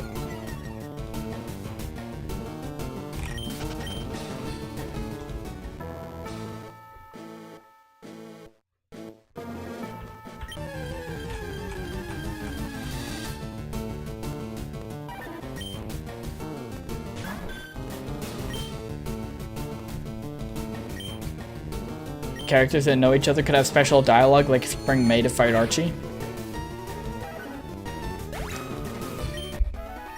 Yeah.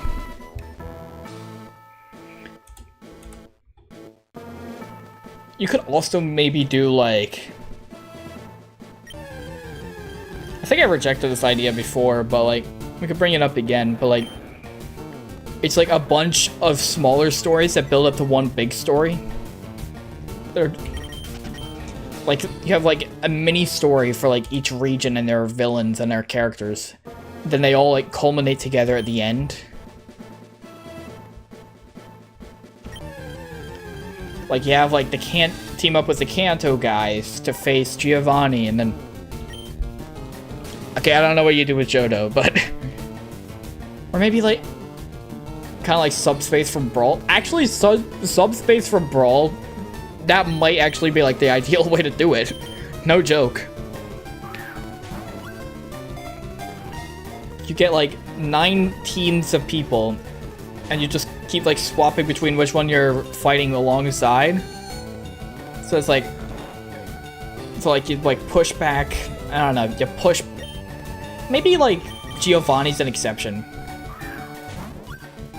Here's what I think. Gen 3 through, like, 8 or 9... Depending on how, like, Gens 3 through 9. There's, like, small stories for each of those villains. Or, like, you team up with the individual game protagonists, taking down those guys. And, like, you could, I don't know if you, like, do it all at once, or if you swap between, like, at different points, kind of like how Subspace does it. But then, like, at the end, it's, like, everyone comes together to fight Giovanni. Like, how at the end, everyone comes together in Subspace to fight Taboo.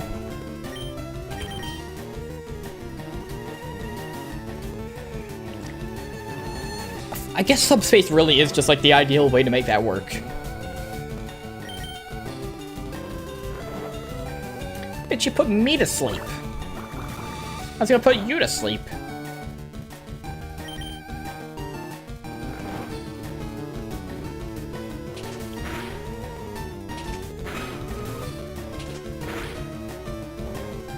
Dude, Subspace rocked. Subspace was so sick. Fuck you.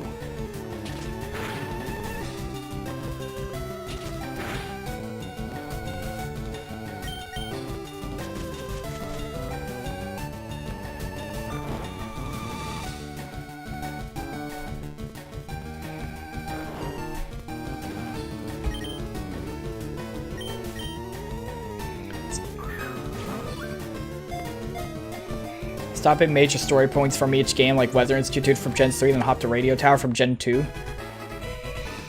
I'm hesitant on the idea of, like, literal, like, exact plot points from each of those games.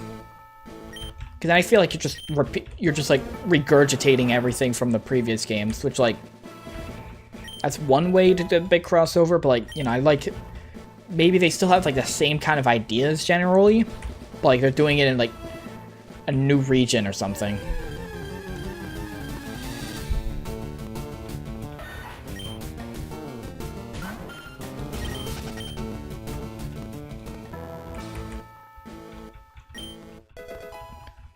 Like, rather than take it down to the same weather institute, for example, or the same radio tower, they're still, like, trying to hijack some systems. It's just not in the same way. Alright, ladies and gents, welcome to Victory Road. Could have at least put a Pokemon Center outside. Wouldn't that be nice?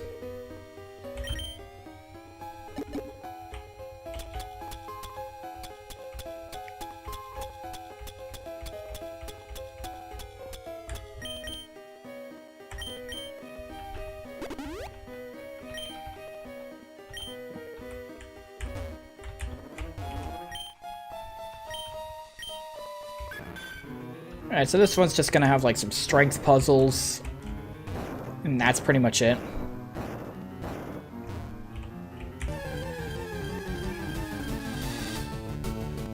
So I left that to go do something? Ah, don't worry. You just missed out on like a pretty boring route. We discussed more on like the idea of like the big crossover, and the idea we're currently running with is like, just do like what Subspace did.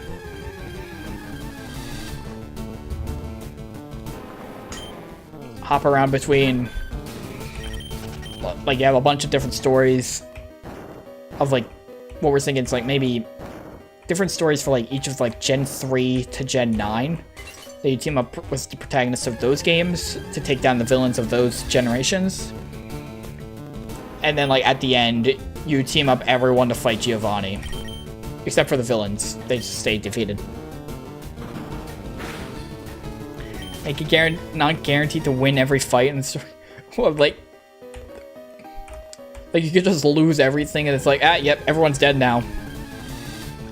You guys like Gen 4, Lucas, and Dawn, they're dead over there. You lost to Cyrus.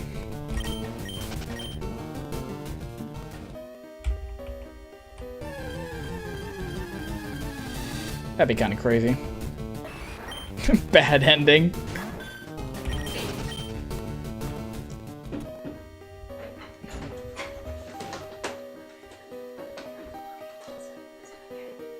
What?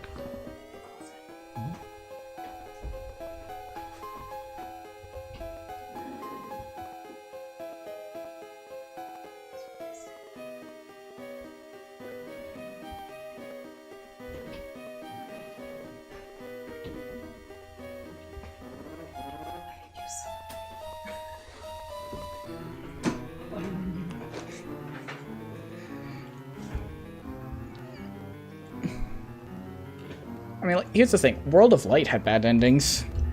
If you took on Gleam alone or Darkholm alone, you get bad endings. It's only when you take on both at the same time that you get a good ending.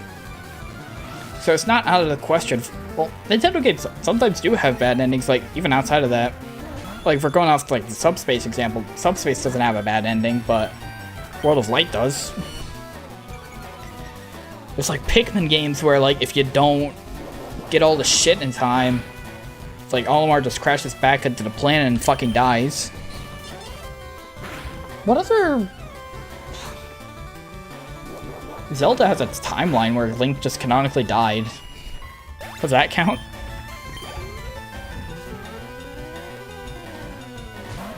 The Paper Mario games have endings where it's literally like you could just refuse to save the world, and then you just get like a bad ending. Like, I remember Super Paper Mario, it's like, you are like the chosen hero of prophecy. You must go out there and save the world. And they could just say no a bunch of times, and it's like, ah, well, we're all doomed. Or not put the helmet on, yeah. Or read the Ghost Diary after he tells you not to. And then you read it and it's like, I told you, I'm gonna curse you now. Aha. Or like the end of Thousand Year Door where like the Queen, Shadow Queen's like, you could either fight me and die, or just be my slave.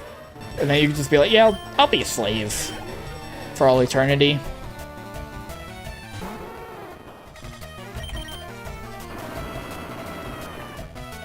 Although, are those really bad endings? Because it's just like a game over screen.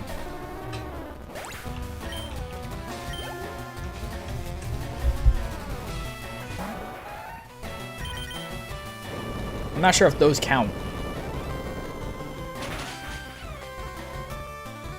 It's not exactly a bad ending when I'm fighting a boss and I just die. And I get the game over screen.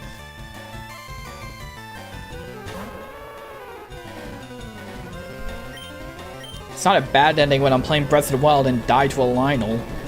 That's just a game over.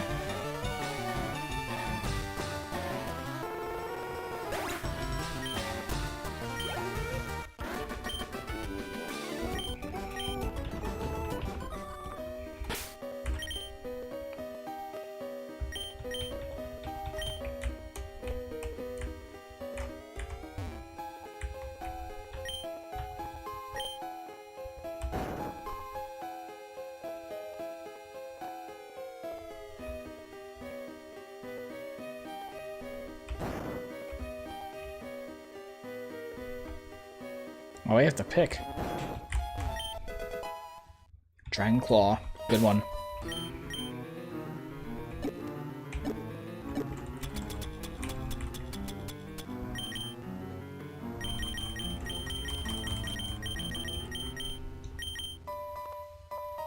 And no one can learn it. Oh shit, it's nearly like 11. Okay. It's nearly 11 o'clock. I'm probably gonna have to go to bed soon. I still got homework. Can I make it through Victory Road? I don't know, Victory Road might be a while. Alright, I don't think we're making it through Victory Road today, unfortunately. We'll fly back to Viridian. I don't know why they couldn't just put a Pokemon Center out here. But, in case you guys didn't read the title, I said that I have a cool little announcement. So we'll just heal, we'll save, and then I'll make that little announcement before signing off for the night.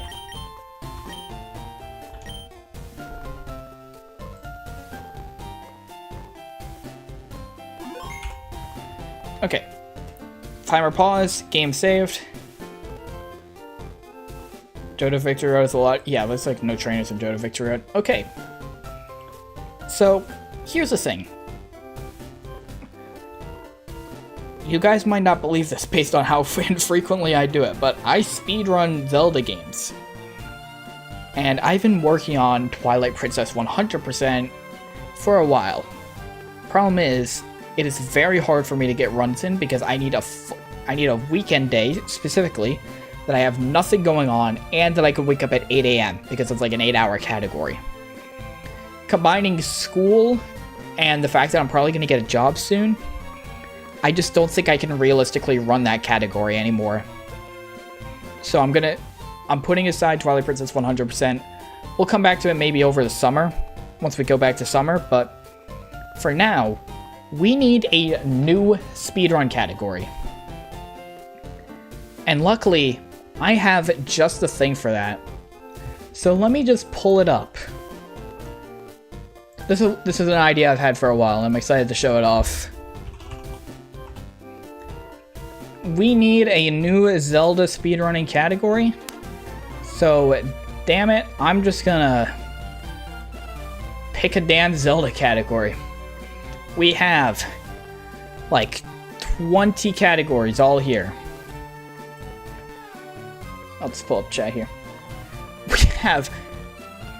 It was very hard to pick some of these categories because I wanted to limit myself to no categories with a record of over 5 hours.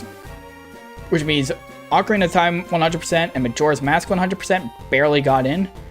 I originally had 100% for the Wind Waker, but I replaced that with all dungeons. And I originally had 100% for Skyward Sword, which I couldn't think of anything better for Skyward Sword. There's like nothing, so I just did 20%. But here is the full list. GSR for for Ocarina of Time, we got GSR, which is no inventory manipulation glitches, no wrong warping. We have all dungeons, pretty self-explanatory, and 100%. Both of those are no SRM, by the way. For Majora's Mask, we have any percent no major glitches, which is beat all the dungeons and fight Majora. All masks, which is get all the masks, and 100%. All no major glitches, so no SRM, arbitrary code execution, anything like that. Wind Waker, kinda cheating. We got 4 categories because any percent and no manual super swim are doubled up together. Basically, if this gets selected, I'm going to be running no manual super swim, and then maybe at some point, if I feel like it, I'll learn manual super swim and we'll do the proper category. The proper any percent. I also did all dungeons, which initially I didn't want to put on because it is apparently the hardest 3D Zelda category of all time. Initially, I was like, okay, any percent, 100%, and glitchless, because I didn't want to do all dungeons, but I had nothing else. So I just put it on. And then the Wind Waker HD glitchless. Specifically Wind Waker HD, because like it's the same between SD and HD, it's just HD has like better graphics and faster sailing, so like might as well. Also, better Triforce Hunt quest. Twilight Princess, we have any percent on Wii, GameCube, any percent on GameCube, and all dungeons. Skyward Sword, we have 2 any percent entries because like there was nothing, and then all dungeons. Can't wait for you to get something like Breath of the Wild all Koroks. Nope, for Breath of the Wild we have any percent, all dungeons, and all shrines. And I know some people will be like, oh, what about Breath of the Wild 100%? Breath of the Wild 100%, I'll probably make that a sub-goal. So if you see this sub-goal that we have, 0 out of 5 for Twilight Princess low percent, Breath of the Wild 100% will probably be the one after that, or maybe like one other after that. So if you guys want Breath of the Wild 100%, get us to 5 subs first for Twilight Princess low percent, and then we could do that after. Okay, and then Tears of the Kingdom, we have any percent, all dungeons, and all main quests.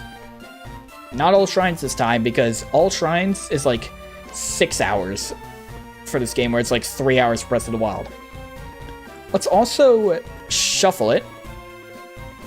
There, completely random order. Completely random. Are you guys ready? Let's see which category we're gonna be running. I'm excited. This might be bad. It's probably gonna be bad. It's gonna be like... You know what? I'll take that. I'll take Tears of the Kingdom all dungeons. The categories I was the most scared about were Ocarina of Time and Majora's Mask 100%, Wind Waker all dungeons, and Tears of the Kingdom any percent. Tears of the Kingdom any percent, because like Ocarina of Time, Majora's Mask, long categories. Wind Waker all dungeons, incredibly difficult. Tears of the Kingdom any percent would likely mean I have to hack my Switch to get 1.0. All dungeons is fastest on 1.1.1, which is the version I have. So, I guess with that though, I'll be learning Tears of the Kingdom all dungeons in my off time, so we'll learn that, and I will see you guys, I don't know, whenever I can next stream. Goodbye.